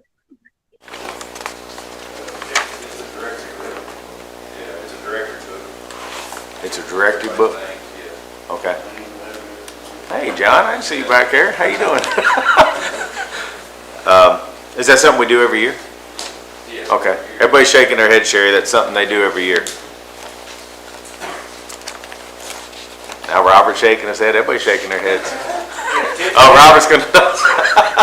Historically, one is on file in the judge executive's office. And then I didn't know that the road department had it, but typically it's a book for this building. Oh, okay. Okay, it's just expense to the road department. That's the only reason I'm asking. It's just, it seems odd to be expense there, but it is, so it is. Page 2 in that section, 035101-481. Can somebody tell me what a retirement badge and why that is an expense in these bills? I don't recall seeing that type of item, but it could have happened. But I'm not sure what the county benefit is for that expenditure in these bills. Kim, can you speak on that? Because I'm not familiar with it. You're talking about the jail fund of the uniforms? No, it says it's a retirement badge. It says there's an expenditure there for retirement badges. I don't know what they are, but I'm not sure what the county benefit is for the expenditure on retirement badges. But I don't know what they are. I believe it's Rich Mazzacone and Jailer Banta's retirement badge of going out. I have to double check the jail to make sure. Kim, if you could let the court know kind of what that is and if that's something that's been done in the past, I guess, because I'm with Squire Sebastian. I never remember seeing that in bills before. I don't recall. I have to look. Okay. And I think the overriding issue here is what is the benefit to Franklin County for the expenditure for the retirement badges? So do we include that or hold that out? Since we don't know what it is and what it's for. I mean, I don't know. It's always been to me that if we receive something legally, we have to pay it. I know there's a lot of changes going on at the jail from this point forward, so I don't know if there's anything we can do that's already been done from a legal standpoint. Max, can you input a little bit there for me? We are required to pay the bills, but if there's a question, I guess, regarding the bill and whether it should be paid. So, Squire, would you like to pull that for some clarification and then potentially it'd be on the next agenda? Could we, since I've spent more than one term on the court and I don't recall seeing it. I'm not saying that it may not have been there, but that would have been something that I feel certain I would have asked in the past. Okay. And the other reason I ask, if it's not necessarily for a county benefit, it appears that earlier in the court proceedings today, a group purchased some items that were not necessarily for the county benefit that funds were expended on. So I'm just not sure if this may be something that needs to happen in that same fashion, if it's not for a county benefit, if it's for a personal benefit. But and county attorney, you may be able to chime in on that. I have no idea what a retirement badge is, so I don't know if it's for a county benefit or not. I don't know what it is. So I don't know. If it's okay with the court, let's pull it, put it on the next agenda, because I don't want anybody voting on something that we're unsure of, if that's okay with everybody. Everybody good with that? Yes. Okay. Squire Tracy, then Squire Blackburn. This may not be the time, but would it be possible, just looking at the bills, would it be possible to get someone here from the jail to talk about these bills? Yes. I mean, ultimately, we had an energy savings project up there that was about 65 to 70% of it. And you would think insulation of water lines would have been done at that time. I mean, $3,600 to insulate water lines, you would have thought that would have been part of an energy savings project. Yeah, I mean, $900 to unclog a toilet. Yeah, I'm not disagreeing. So if we can just have someone here. We'll go Squire Blackburn, then Squire Sebastian, okay? I got a question, maybe Will, Will, it says on here, I see it just cheer team, $1,500 a mile. Did the cheer team do something? So what we do? Make sure you turn your mic on there, JW. Of course, I can't hear you. He was asking about the cheer team doing a little pickup, if it was cheer and dance, and he said it was for the roadside litter pickup, Squire. So there was All right, Squire Sebastian, your turn. Okay, I'm sorry, I was just gonna finish the items I had. Oh, I'm sorry. It's okay. So during the height of COVID, those who were on the court in the last term, remember that the jail purchased a bleach maker and shared how that was gonna aid the jail rather than to having purchased bleach all the time and for the facility. They also discussed that, bleach was being used across Franklin County government, and it would be a huge cost savings measure. So I inquire about this pretty often, and you recall if you sat on the court with us in the last term that I ask about it pretty often. Are other departments utilizing this bleach that was touted that it was going to be such a huge cost savings to us? And if they're not, we need to, again, make that connection across Franklin County where the fire department and out at the road department when they may need it, and at Lakeview Park and other places are utilizing this product that the jail is supposed to be making. Okay, I'm gonna put Chief Brewer on the spot. Are you all received any bleach lately, or do you need any? We have went to the jail and got bleach from them. We haven't done it recently, but we have done it in the past. Okay. That's great. Yeah, and I think, road department's here, and I know Charlie's listening too, so it's a great question, because that is something that was talked about at length, so it's a good reminder, if nothing else, that we have plenty of bleach that's being made at the jail, if anybody needs some. While Chief Brewer is available, I have two additional questions. 17, of course, he knows that's his budget code. 5120445, there's a $2,500 expenditure for pre-planning software.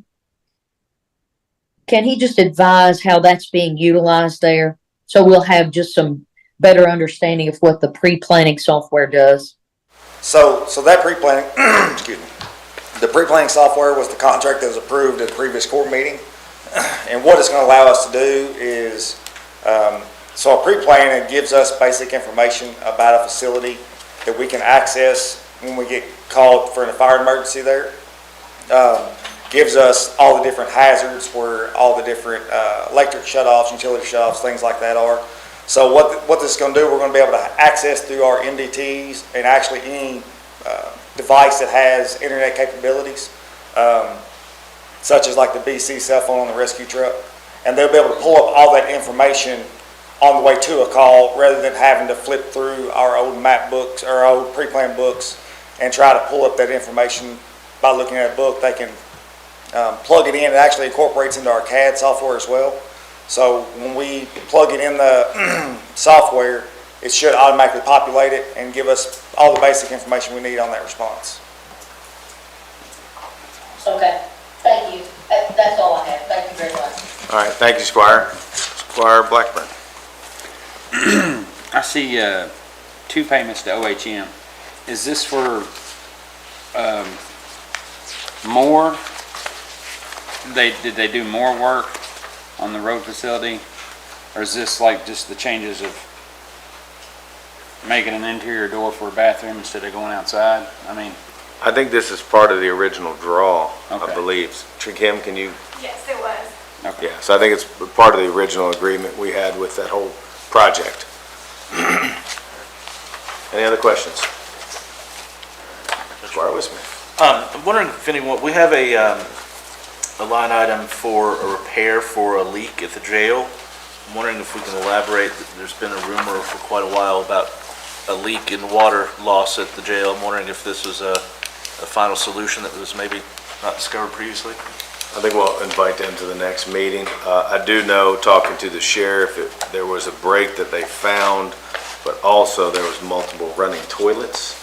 So all those have been fixed. There's a new maintenance person there. So I think, within a month or two, we'll be able to tell what the water usage is, if that was actually the problem. As part of that, Judge, could we maybe ask them to look at that energy audit that was done? Those toilets were supposed to have automatic spring shutoffs, and I'm seeing a lot of bills here related to things that we were supposedly I just agree. upgraded and repaired. We need to really get a hold of that energy thing, and I think we're going to set up a meeting to talk about that. Yeah. Squire Tanda, then Squire Blackburn, please.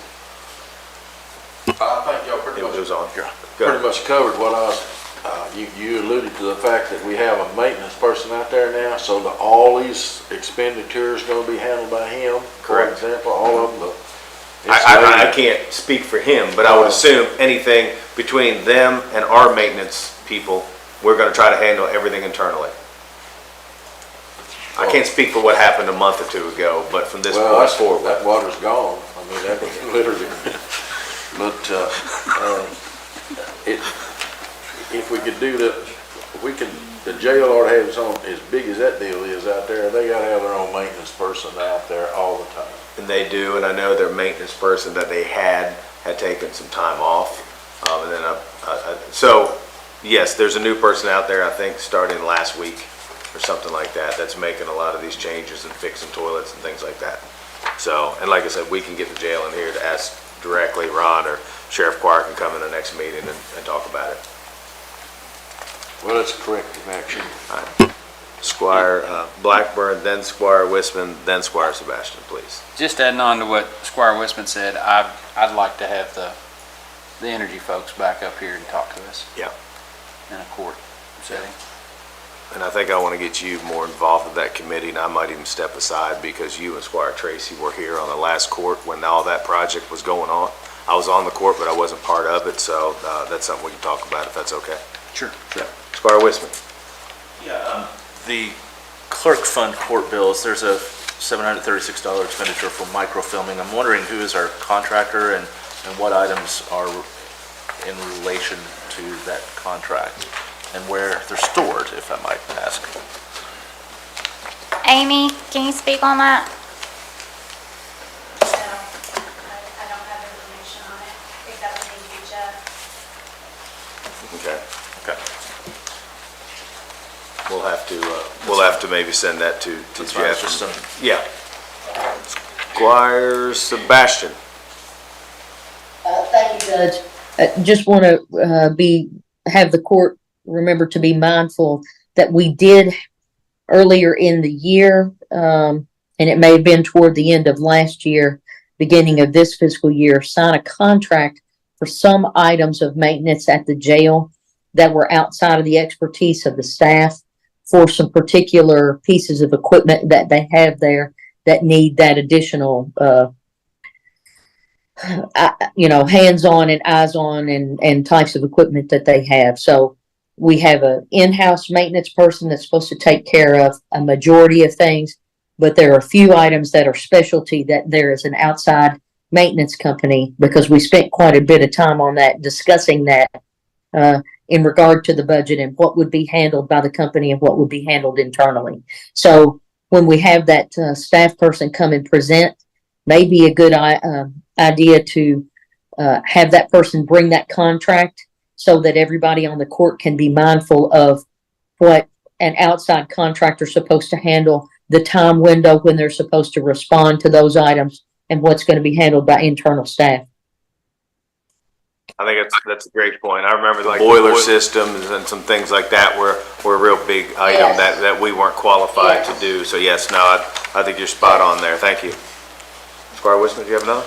Judge, just a comment, actually. We have some expenditures in the road fund related to concrete for North Stony Creek, and I have to send a thank you to our road department for, from some of the residents out that way for working on that. You know, preventative cost of a little over $3,000 is replaced and restored, or not restored, propped up a bank system that could have been a really huge expense in the future. So I think that was a good solution.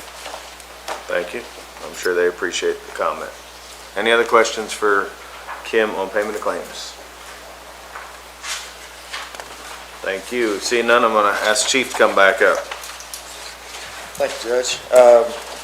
So this item's authorization to award the bid for 12 new Scott X3 Pro SCBA's and equipment.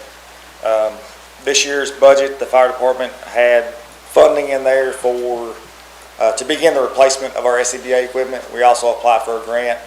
We're hoping that that grant ends up coming through, but we have to get moving with these. So we'll put it out for bids with the bid opening on September 1st. 2 bids were received. Both bids met all the qualifications, and 911 Fleet and Fire was the low bidder. It fell within the budget amount that the fire department had set aside for this in the budget, and we are recommending approval of awarding the bid to 911 Fleet and Fire for this equipment. And I'll just say I was at that bid opening. I believe there was 2 bids, right? There's 2 bids, correct. It was tight.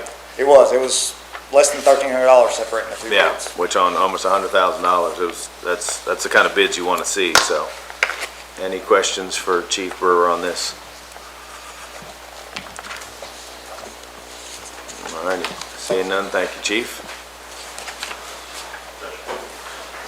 Can I take one step back quickly to some funds? Which way are we going? We going back to Kim?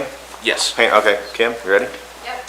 More just a request. In our recurring expenses, we have what seems to be fairly high, but I'm sure it's related to the county fair. There was over $4,000 to the plant board for Carter House and park offices. I'm just wanting to ask if we can maybe, we've already passed the mid-year point, that maybe we can ask for the Energy Committee to do an analysis of year's expenses related to all of our facilities from Columbia Gas, Frankfurt Plant Board, and otherwise. Just would like to ask to pull those. We never really have a way to evaluate from one court meeting to the next what these expenses are, and sometimes they seem a little higher than other times. I'm wondering if we can't catch things like a water leak at the jail if we do a more regular analysis of those. Thanks. That would be fine. Charlie's on. He can speak about that one bill if you want. Go ahead, Mr. Lewis. Yes, thank you, Court. Hope you can hear me. Yep. Yeah, we did find a water leak here at the park also. We've had it repaired, and I'm in the process of communicating with the plant board to get some refunds back for that particular line. So that one that you saw there was pretty well elevated. It was going to go up anyway because of the fair. Excuse me. But we did find a leak, and I'm working on getting some money reimbursed. So that's where we are. Anything else? Sorry, everybody. I want to take a 5-minute recess before we dive into this next one because it's going to be a big one. So let's take a 5-minute recess. We'll come back at 10:55. Thank you.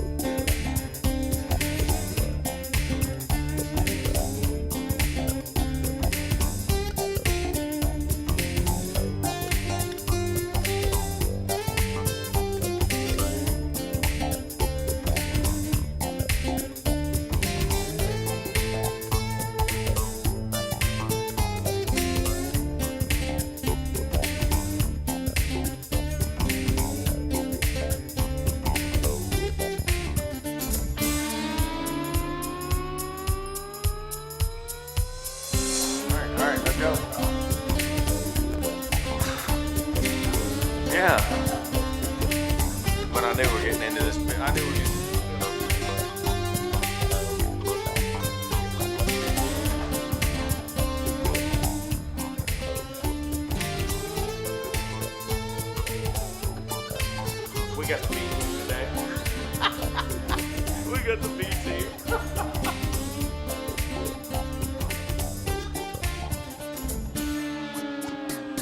We're live. Well, thank you. All righty. We're back in session. Sorry. Yeah, okay. All righty. Next agenda item is Mr. Jim Codell is with us today. We're excited to talk about the new road department facility. Bids came in very favorable, I feel. So, Jim, I'm going to let you get started. We're going to start with bid. Well, before we start with number 2, let's talk about number 1, because that's something the court has already approved. Can you kind of give us where we are with bid package number 1? Bid package number 1, the court has approved in the amount of $797,000. The building is either here or will be here within the next couple of weeks. Okay. So that part is well underway and will not be holding us up. And just so everybody knows who's watching, bid package 1 was the steel, basically the shell for the building and the shell for all the lean-to parking, correct, Jim? That is correct. Okay, I just want to make sure if anybody's watching or whatever. I'm sorry, oh, and the erection, yeah, and actually putting it up. Including the erection. Yep, so, okay, so we have that gone, so let's go to bid number 2. Jack, thank you for the copy. So, yes, Jack, thank you. So on August 4th, we took bids, or August 8th, excuse me, we took bids for the balance of the project. Since then, we had to rebid one of the packages, the mechanical and plumbing. We have all the bids in. And we rebid it because nobody submitted a bid for that package, just so everybody understands. That's correct. Okay. So, while we did not receive as many bids as we would have hoped for and had hoped for, I am happy to report that the project came in approximately just under $700,000 less than what we anticipated, what we had budgeted for the project. We're here today to ask for approval of the low bids. The base bids, a total of $3,691,315, plus 2 alternates, one of which is the epoxy flooring. That's epoxy coating in all the shop areas, of $126,500. We set these alternates up just to give us a little hedge room to make sure we're staying in budget. The other item not required by code, sprinklers and fire alarm were not required by code, but we bid the fire alarm as an alternate, came in at $38,375. We're here to recommend approval of that alternate as well, for a total of $3,856,190. Any questions? I just want to say, so we have that 3856190, but then bid package 1 was 797,000 even, correct? That is correct. Okay, and the other thing I want the court to be aware of is we still have to buy the lifts and things like a microwave, refrigerator, approximately probably $200,000 worth of infill items, I believe. Is that pretty close to accurate? Yes, sir. Okay, so just let everybody know, we are still hopeful we're at least $500,000 under budget, all in. Okay, I just want to make sure everybody's on the same page here moving forward. Okay, so Jim, do you want to start on bid package 2 and at least kind of say what it is and who, and how much it was? Okay, so bid package 2, bid from Rising Sun Development, that's for the site work, $292,000. Bid package 3, asphalt paving, in the amount of $484,000 to Colston Paving. Bid package 4 is the general trades to Rising Sun once again. That's basically your concrete, your carpentry, your miscellaneous specialties, all of your concrete and carpentry items.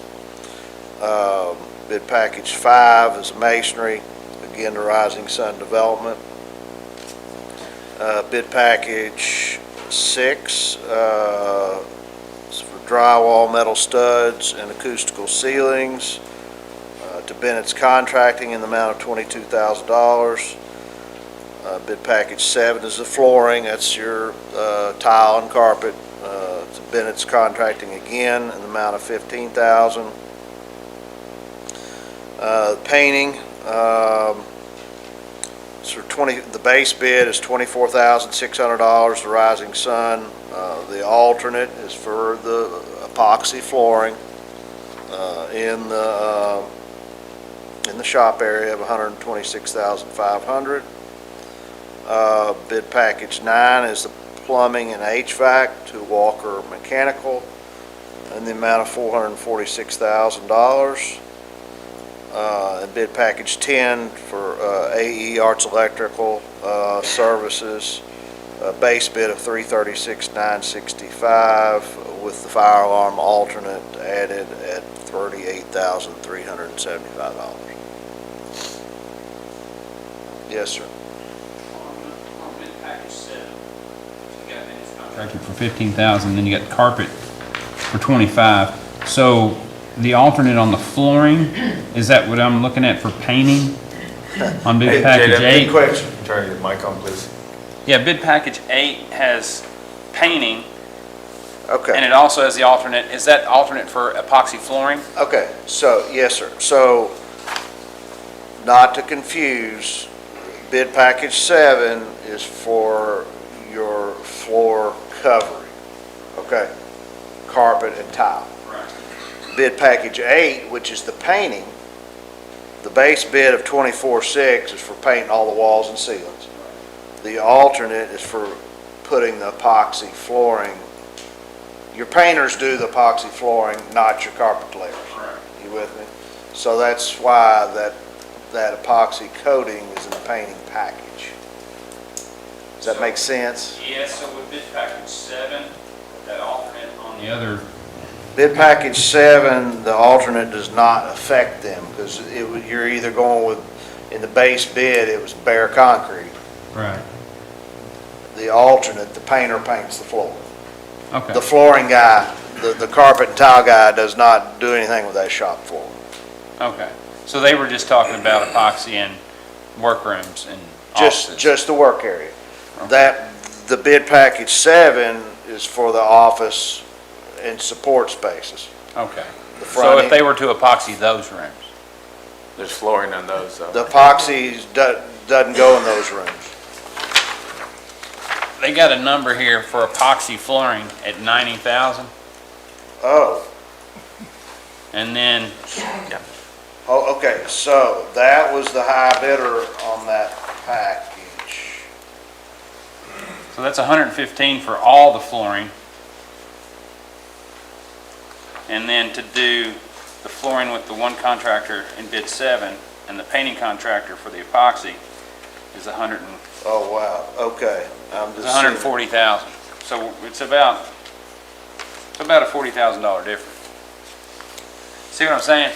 I do. So,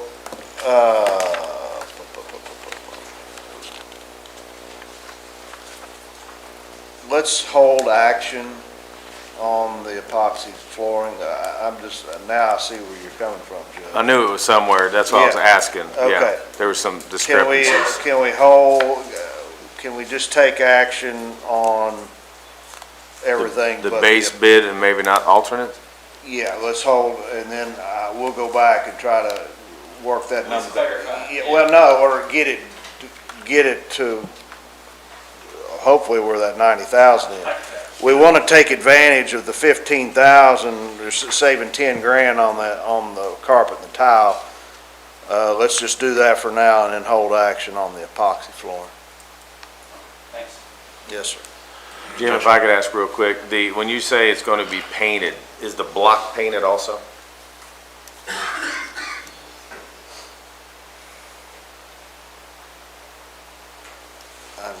Hold on. Okay. Squire Wisman, do you have a question? Yeah, bid 3, we have two identical bids for 44.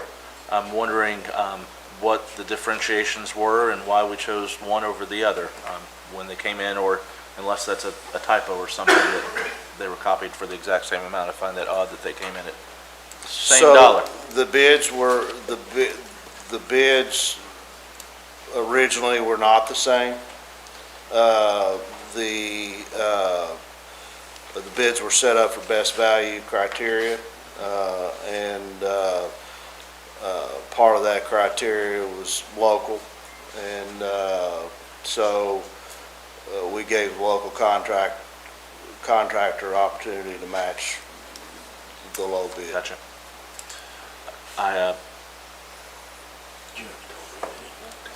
Thank you for that explanation. I would like us to institute a local preference ordinance at some point in the near future. I've brought it up before, that any time that we have a local company bids, that they get more favorable opportunity to bid a package, so. No, and I agree, and they reached out to local contractors, especially with the plumbing and HVAC and things like that, so I feel like we kind of went above and beyond and really tried to notify local contractors about this whole project going on, and, luckily, we do have a couple local people on here with Arch Electric and Colston, and, so, yeah, I agree with you. Squire Good, I'll Tracy. put that ordinance together and bring it forward. Okay, that's fine. And for clarification, the paving company actually called the other local company, and that was okayed. Yeah. So. One basically pulled out, so. A lot of behind the scenes. I would prefer to have seen all the actual bids, but, Yeah. we just get the amounts here to look at it. I really think we need to be able to see all of those nuts and bolts and have that backstory anytime we're I think that was the only bid package that kind of something, where it came down to that, but yes, I understand. Okay, very good. Thanks. Interior block is painted.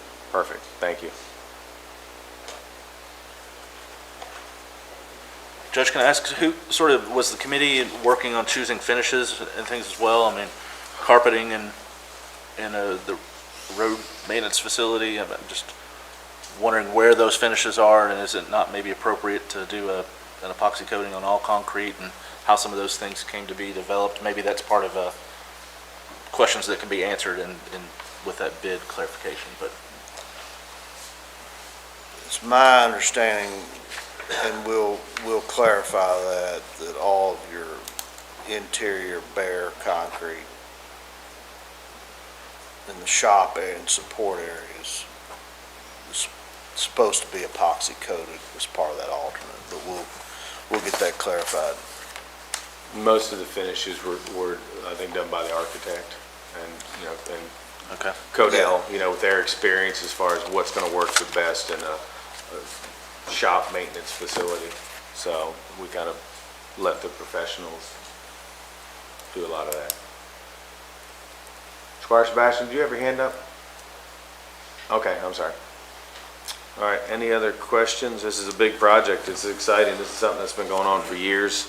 And I'm appreciative of the court that we're finally to this point to get a new road facility. I think it's exciting.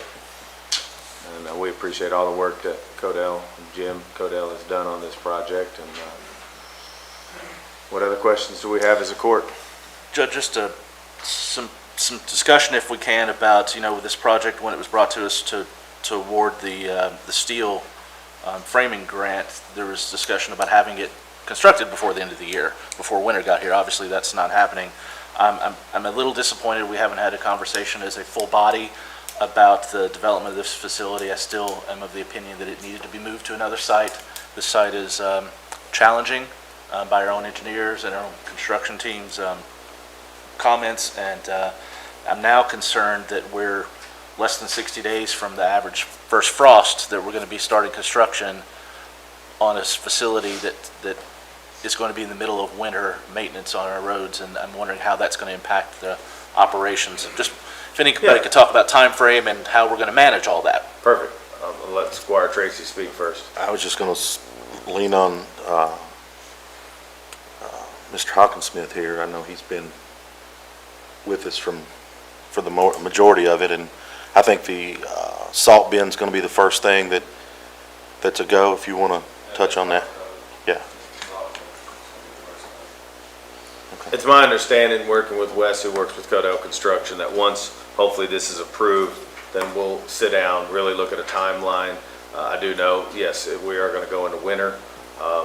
We'll have to work out of the old facility to get through this winter, but like Squire Tracy said, I know the salt bin's the first thing to go in. We'll move all that, as far, it's not perfect timing, but it's just unfortunately the way it worked out. Jim, you have anything you want to say about that? No, we're gonna put together a phasing plan and schedule, coordinate with you all, make sure the disruption's minimal, and part of our job on a daily basis is to minimize the disruptions and make sure the road department can function as they need to be, take care of the taxpayer. Squire Tracy? And also, just to follow up, I believe that, and again, Stephen can vouch for this one, I think it's 2 weeks. You all will be mobilized 2 weeks after this is approved, is what we were told? 2 to 3 weeks, Okay. yes, sir. Can you talk about what the complete timeline looks? And I know you can't take weather into consideration, but what is your projected timeline from start to finish on this project? Well, we had set up About 2 months? yeah. I'm gonna say with the phasing, we're looking 8-month neighborhood to start to complete. And just for clarification too, so the court knows, because we went back and forth on the existing maintenance facility. So in this bid, once the new facility's built, it gets sheeted, new roof and insulation, I believe, panel board. I believe that to be the case. I'm almost positive, so Yeah. let you all know. I think, other than the admin building, that's the only building not coming down that will be used however they want to use it for storage, a dry area. But in this bid package, because I remember asking on that day, it's in there that that building will be reskinned, insulated, and, sheeted. So just let everybody know. Other than that, I think everything else is coming down. Squire Tanner. I just want a clarification. If we approve all these bids in one motion, are we going to exclude the alternate bids on the floor, on both of them? No, sir. Well,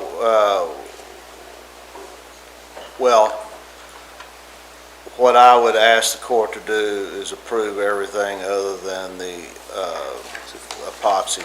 Well, that's the alternate bids. That's what I meant. All but the one alternate. I asked the court to approve the fire alarm alternate and not to take any action on the epoxy flooring alternate. That was my intended question. Squire, I think we're going to go ahead and read these individually, though. I don't want to do one shebang. Since it's on the agenda as individual items, as much as it pains me, I'll read them all individually, and when we get to that one, we'll say that. Squire Tracy. One more thing I know that was topic of conversation for several meetings was the overhang in regards to the storage, vehicle storage area.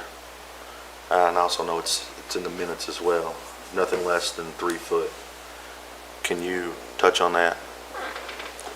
I'm 99% sure that has been added.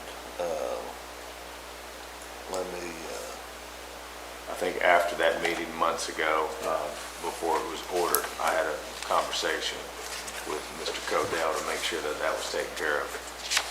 Because that was something we talked about in great depths. The overhang was added on the vehicle storage, correct? Okay, very good. Thank you. Yeah, it's been added. Thank you. Any other questions from the court on this great new facility that we'll be building? Judge, if you'd like, I'll read these because your electric number, when I've got it added here with the fire alarm number added to that base bid.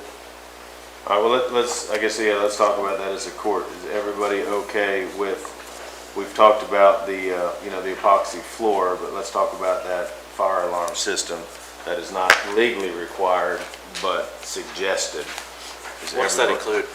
I'm sorry? What does that include? It's just basic fire alarm, Just an electronic system? yes, sir. No fire suppression? No, and sir. all that? No, sir. Did we bid or Did not bid fire suppression because the code does not require it. Do we Code have does an not estimation require of your that fire now? alarm either. Yeah. Did we explore an estimation of what that would be? I mean, this is a facility that has explosives and gasoline and other things in it regularly. Because We did not, but we can if that's the court's desire. I'm wondering if that's, we're under budget. I mean, I'm always at the point of building the best thing we can. If history's any indicator, you know, the last time we built one of these facilities was the mid-1950s. This thing's gonna need to last. We'll come to the court with a cost. That's going to involve underground, but we'll get you a cost for that if you'd like. the other thing that wasn't included in this, because software and everything changes, we talked about doing a camera system. But in Art Electric's bid package, I asked specifically, they're doing all the wiring. That's included in their bid. So all we will have to do is get with a vendor or two and bid that out as far as how many cameras we want, how they're all tied in for security reasons and things like that. So, but I know the wiring part of it is included in this bid. So that was the other big thing that's not in this bid is actual cameras and gate openers and stuff like that. I don't believe the gate opener, I can't remember. Comment maybe more than anything else, and I may be talking about some things that I don't know that much about, but I know if you do a fire suppression out in a place that has flammable materials in, it takes a huge amount of water instantly. And I don't know whether that water is available out there or not. That's up to the plant board, I guess, to come up with that number. And the insurance company, which I guess is CADCO in our place, they don't require us to do that? I don't know, that's a question, or somebody needs to find out. Say that again? Well, our insurance company is Kentucky Association of Counties. Do they not require fire suppression system out there? And where you have I've flammable material? never heard of any insurance policy trumping a building code policy. That's a life safety building code non-requirement. I've never heard of an insurance policy trumping one, but I'm not. I know that there's been some places built, now it may not be in Kentucky, but anyway, where they didn't have enough water to put them in and they couldn't even build them. Oh, well, yeah, there was a school set up in Floyd County for 6 months with fire, or for more than that, where they had to sit fire trucks out front because the engineer didn't do their homework and making sure there was good enough flow for the fire. It takes a lot of water when you got flammable materials. It And I'm not sure that, plant board probably has it, and it may, if it's not a requirement, then Yeah, the code, good. the code doesn't require it. I believe it may be like gas stations, that there's some phone options that it may behoove us, since we're under budget, look at that, and maybe we get a better insurance rate in the long run or something, that it sort of pays for itself. I'd just like to explore it since we haven't. It doesn't hurt, like I said, if Codell doesn't mind to go ahead and pull in a budget number Yeah, we'll do together for that. Be glad to. But it is a block and steel building, so not a whole lot of interior stuff in it. All righty, any other questions? So we're good with the fire alarm? Everybody, any more questions on that? If you'd like, I'll go through the list. Judge, you want me to do that, or you gonna do that? As far as what? Do you want to take action on each of the individual packages? Yeah, well, we're not voting yet, so that'll be in the voting session. But I have on my sheet here, I can read it, so Kim gave me, on the two alternates, I have two different ways to read it. So we'll read the one without the alternate for the epoxy flooring in, and then if it's a will of the court, I'll read the one with the alternate for the fire. Perfect. Y'all good with that? And then, so you'll get us a budget number on fire suppression. Is there anything else? I thought there was one other thing you were gonna check with him on. And I'll get we'll get something straight on the epoxy flooring too. Okay. All righty. Seeing no other things, we're gonna keep moving. Thank you. Thank you. All righty, so now we're going to talk about the Planning Commission appointment. Anybody have any questions? So, just let everybody know, we searched high and low for people who would like to serve on the Planning Commission. As you can imagine, it was tough to find somebody. Very important part of our county government is that board, which we take very seriously. I believe I've known Todd for a number of years and his family. He actually works, he's a biologist at H&B, I think you all can see. Very level-headed. I think he would do a great job in representing us on the Planning Commission. So, any questions from me on that?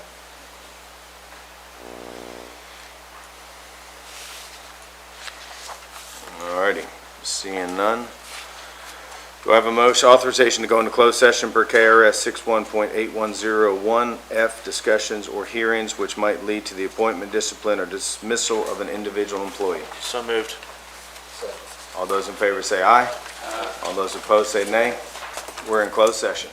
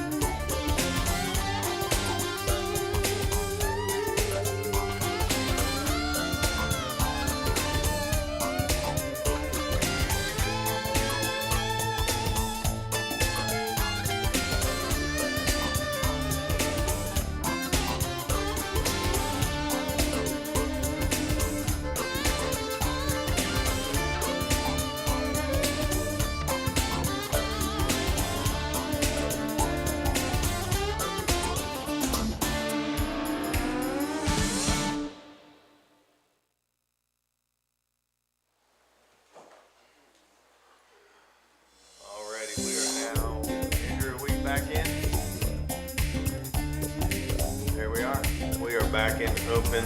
I'm gonna let our county attorney speak for a minute. We're gonna do something a little different today, but I'm gonna let him explain what we're gonna do. It's our understanding that there may be some public comments on the next agenda item.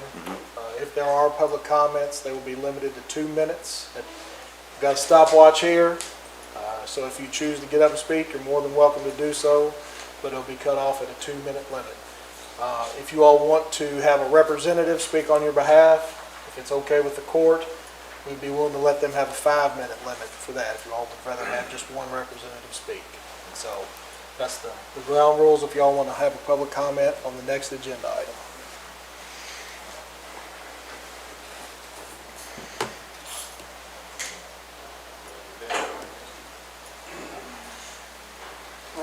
Hey, how are you doing? I'm Jason Coates, I'm a 21-year veteran at the Franklin County Road Department. And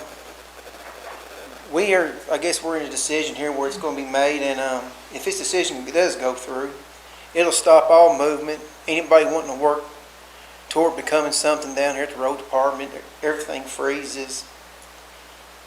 We know the county well is better than anybody. The guys that are in front of me as leaders, they're trustworthy, they're dependable. Any one of them could do this job. And I would like for y'all to really think and consider back in-house for the road department, for Harry, for road superintendent. That's all I have to say. Thank you. Thank you for your comments, sir.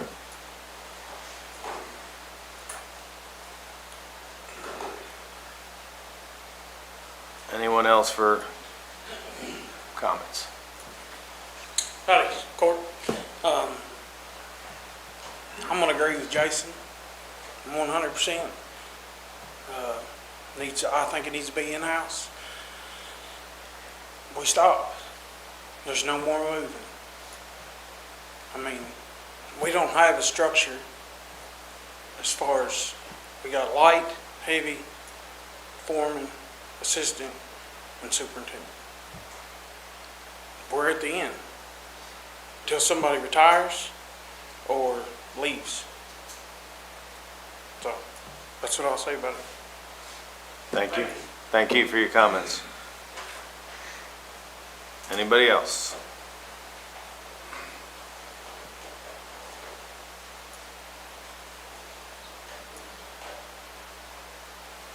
Alrighty, seeing nobody else, we're gonna head to the next agenda item. Is there any conversation to talk about the next agenda item?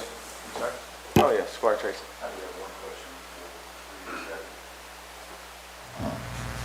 At any time during the last tenure of the recent. Oh, turn your mic on, sorry. Squire Sebastian. At any time during the last tenure of the recently retired county road supervisor, did you all ask or inquire in regards to a recommendation for a replacement when he retired? I can answer that. Yeah, we asked twice and there was no recommendations put forward, so nobody would be put forward for the position internally. Any other discussion items on the next one, 33? Alrighty, seeing none, we're gonna head into the voting session. Clerk, please call roll. Squire Sebastian,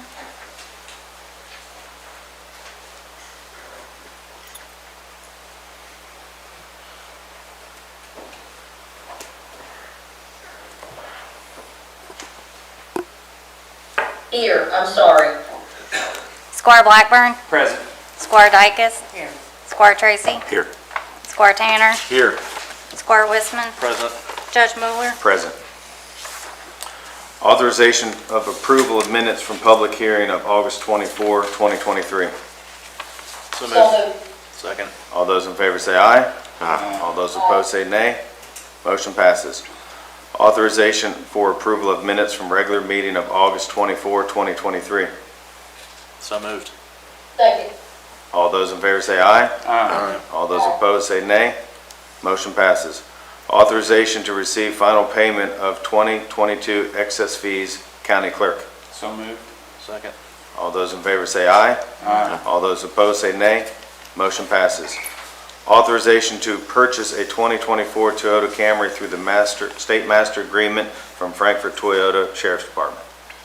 So moved. Second. All those in favor say aye. Aye. All those opposed say nay. Motion passes. Authorization to surplus the firearms with the jail. Question. Just to circle back to Squire Wisman, will there be documentation, give them serial numbers and so forth? Yes. I have one question about that. Maybe I should have asked it in the work session, and I thought it, but I didn't ask it. According to what the sheriff said, you can buy a new one for $500, and these are $300 for our surplus firearm. I'm not sure that we shouldn't look at buying a new one and not buying these, but that's my opinion. I probably should have expressed it earlier. Well, I believe these are bought and then give to the person who's retiring. The county doesn't pay it, it's raised through like the But we would have to FOP law. replace them. Yeah. It's something that typically has been done, but it's up to the court. It's okay. I didn't say anything earlier, so. Someone, I'll make the motion. second. All those in favor say aye. Aye. All those opposed say nay. Nay. All right, let's do roll call on this one then. Clerk, please. Squire Sebastian, Yes. Squire Blackburn, No. Squire Dykus, No. Squire Tracy, Again, this is something that happens regularly when when law enforcement retires. So, yes. Squire Tanner, I'm gonna abstain. Squire Wisman, Again, this was an elected position, not a retiring position, so no. Judge Mueller, Yes. that does not pass. Okay. Authorization to approve a resolution authorizing the filing of an application to Kentucky Association of Counties Insurance Grant Program for the Franklin County Regional Jail. So many. Second. All those in favor say aye. Aye. All those opposed say nay. Motion passes. Authorization to receive Peaks Mill Water District's audit report for years ended December 31, 2022 and 2021. So moved. Second. All those in favor say aye. Aye. All those opposed say nay. Motion passes. Authorization to approve a resolution approving projects recommended by District 5 maintenance staff of the Kentucky Transportation Cabinet for the 2022-2023 Rural Secondary Program. Move to approve. Second. All those in favor say aye. Aye. All those opposed say nay. Right. All those opposed say nay. There'll be no vote on this one. This is the first reading of ordinance amending the ordinance number 2-2019, repealing, amending, and readopting a 1983 ordinance pertaining to public health, safety, and welfare, regulating storage, collection, transportation, processing, and disposal of solid waste, and providing for violation of the provisions of this ordinance. Next one, there's no vote. Also, first Judge, reading. That was subject to the change. The Okay. amendment of Yep. The 10 to 6 inch. Oh, okay. Clerk, did you get that change? For the first Did you reading. get that change from a 10-inch in diameter to 6-inch in diameter, please? Okay. I have a statement. The number agenda item 6, authorization to surplus the firearm jail. It is a tie without the abstain vote, It fails with a Which tie. means it fails. Fails. so it does fail. Yep, okay. Alrighty. Next one is first reading of ordinance amending the table of special ordinances, section 1, zoning map changes of the Franklin County Code of Ordinances for a 20.1 acre property identified as PVA map number 049-00-00-012.00, located at 1190 P Ridge Road from Rural Residential District RR to Agriculture District AG. No vote will be taken. It will be on next agenda. Another first reading of amendment number 1 to ordinance number 7-2023 relating to budget for fiscal year 2023 and 2024. This will be on our next agenda. Authorization to approve a resolution authorizing the filing of an application for Kentucky Fire Commission thermal imaging camera grant for the Franklin County Fire Department. So moved. So moved. Second. All those in favor say aye. Aye. All those opposed say nay. Motion passes. Authorization to approve a resolution authorizing the filing of an applicant to Kentucky Fire Commission Personal Protective Equipment Grant for the Franklin County Fire Department. So moved. Second. All those in favor say aye. Aye. All those opposed say nay. Motion passes.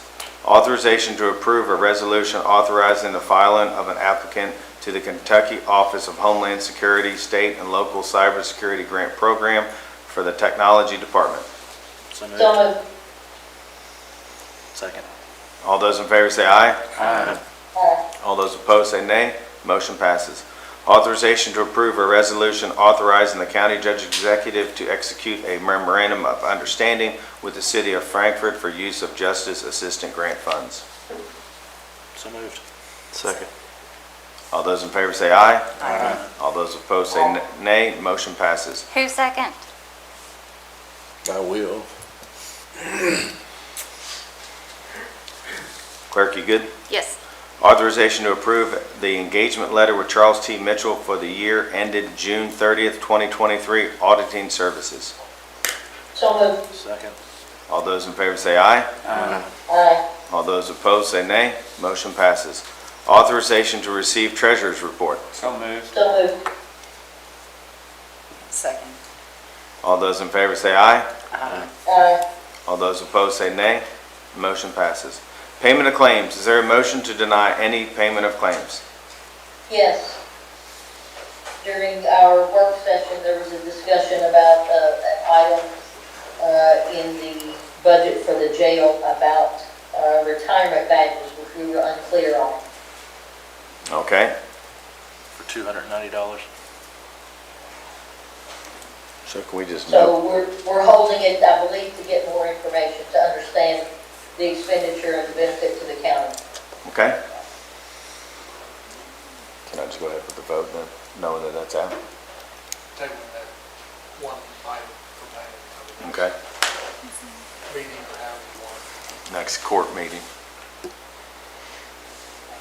All right, so can we have a motion to pay all bills except the one Skylar Sebastian just called out? That'll be on our next agenda item. So moved. So Paying all but We the, don't ex- need- we're voting, we don't need a motion to deny a claim? Okay. you just asked for No. a motion though. Okay. Authorization to award bid to 911 Fleet and Fire Equipment, lowest bidder for Fire Department, SCBA, and associated equipment. So So moved. moved. Second. All those in favor say aye. Aye. All those opposed say nay. Motion passes. Alrighty, here's the good stuff. Authorization to award bid package number 2 to Rise and Sun Development in the amount of $292,000, best bidder for site work related to the construction of the new maintenance building at the Franklin County Road Department, 100 Lewis Ferry Road. So moved. Second. All those in favor say aye. Aye. All those opposed say nay. Motion passes. Authorization to award bid package number 3 to Coastal Paving in the amount of $494,000. Best bidder for asphalt paving related to the construction of the new maintenance building at the Franklin County Road Department, 100 Lewis Ferry Road. So moved. Second. All those in favor say aye. Aye. All those opposed say nay. Motion passes. Authorization to award bid package number 4 to Rising Sun Development in the amount of $1,936,000. Sole bidder for general trades relating to the construction of the new maintenance building at the Franklin County Road Department, 100 Lewis Ferry Road. So moved. Second. All those in favor say aye. Aye. All those opposed say nay. Motion passes. Authorization to award bid package number 5 to Rising Sun Development in the amount of $134,750. Sole bidder for masonry related to the construction of the new maintenance building at the Franklin County Road Department, 100 Lewis Ferry Road. So moved. Second. All those in favor say aye. Aye. All those opposed say nay. Motion passes. Authorization to award bid package number 6 to Bennett's Contracting in the amount of $22,000. Sole bidder for drywall, metal studs, ACT relating to the construction of the new maintenance building at the Franklin County Road Department, 100 Lewis Ferry Road. So moved. Second. All those in favor say aye. Aye. All those Aye. Opposed, say nay. Motion passes. Authorization to award bid package number 7 to Bennett's Contracting in the amount of $15,000, best bidder for flooring related to the construction of the new maintenance building at the Franklin County Road Department, 100 Lewis Ferry Road. So moved. All those in favor say aye. All those opposed say nay. Motion passes. Next agenda item, we are going to table and get some clarification from Codell Construction, and that will hopefully be on the next meeting agenda. Next, authorization to award bid package number 9 to Walker Mechanical in the amount of $446,000, sole bidder for plumbing and HVAC relating to the construction of the new maintenance building at the Franklin County Road Department, 100 Lewis Ferry Road. So moved. Second. All those in favor say aye. All those opposed say nay. Motion passes. What did I do there? Okay. Then this one, is that one there. Authorization to award bid package number 10 to AE Electrical Solutions in the amount of $336,965 with alternate number 2 in the amount of $38,375, a total of $375,340, sole bidder for electrical relating to the construction of the new maintenance building at the Franklin County Road Department, 100 Lewis Ferry Road. So moved. Second. All those in favor say aye. Aye. All those opposed say nay. Motion passes. Authorization to approve board appointments of Matthew Todd McDaniel to Franklin County Planning Commission with a term ending June 30th, 2027. Move to approve. Second. Second. You good, clerk? Yes. Thank you. All those in favor say aye. Aye. All those opposed say nay. Motion passes.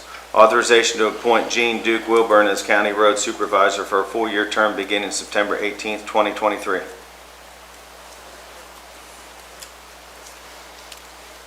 So moved.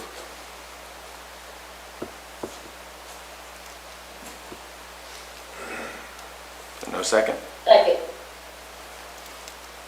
All right, we'll do a roll call on this one then. Squire Sebastian, I have to abstain on this. Did she second or you second? Who seconded? She did, didn't explain. I figured the judge would second it.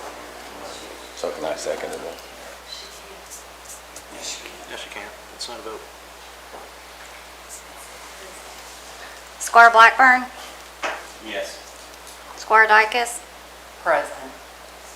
Squire Tracy, Considering that there was no recommendation made by the retirement of the last county road supervisor, I vote yes.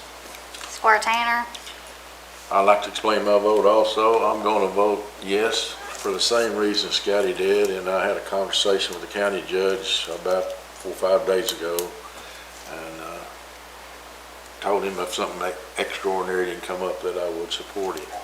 So I'm voting yes. Squire Wisman,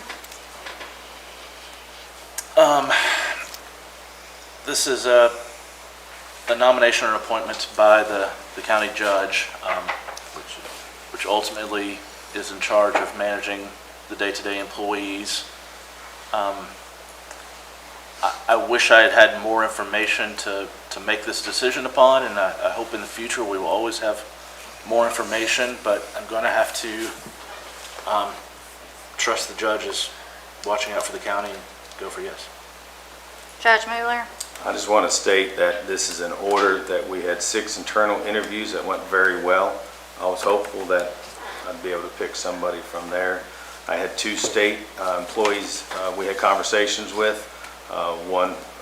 Both were given to me by the 2 different magistrates that went well, and ultimately the last person that I'm putting up for this is a small business owner that I think will do a wonderful job for Franklin County, so I am a yes. motion pass. Authorization to adjourn. Second. All those in favor say aye. All those opposed say nay. Motion passed. We're adjourned. Thank you.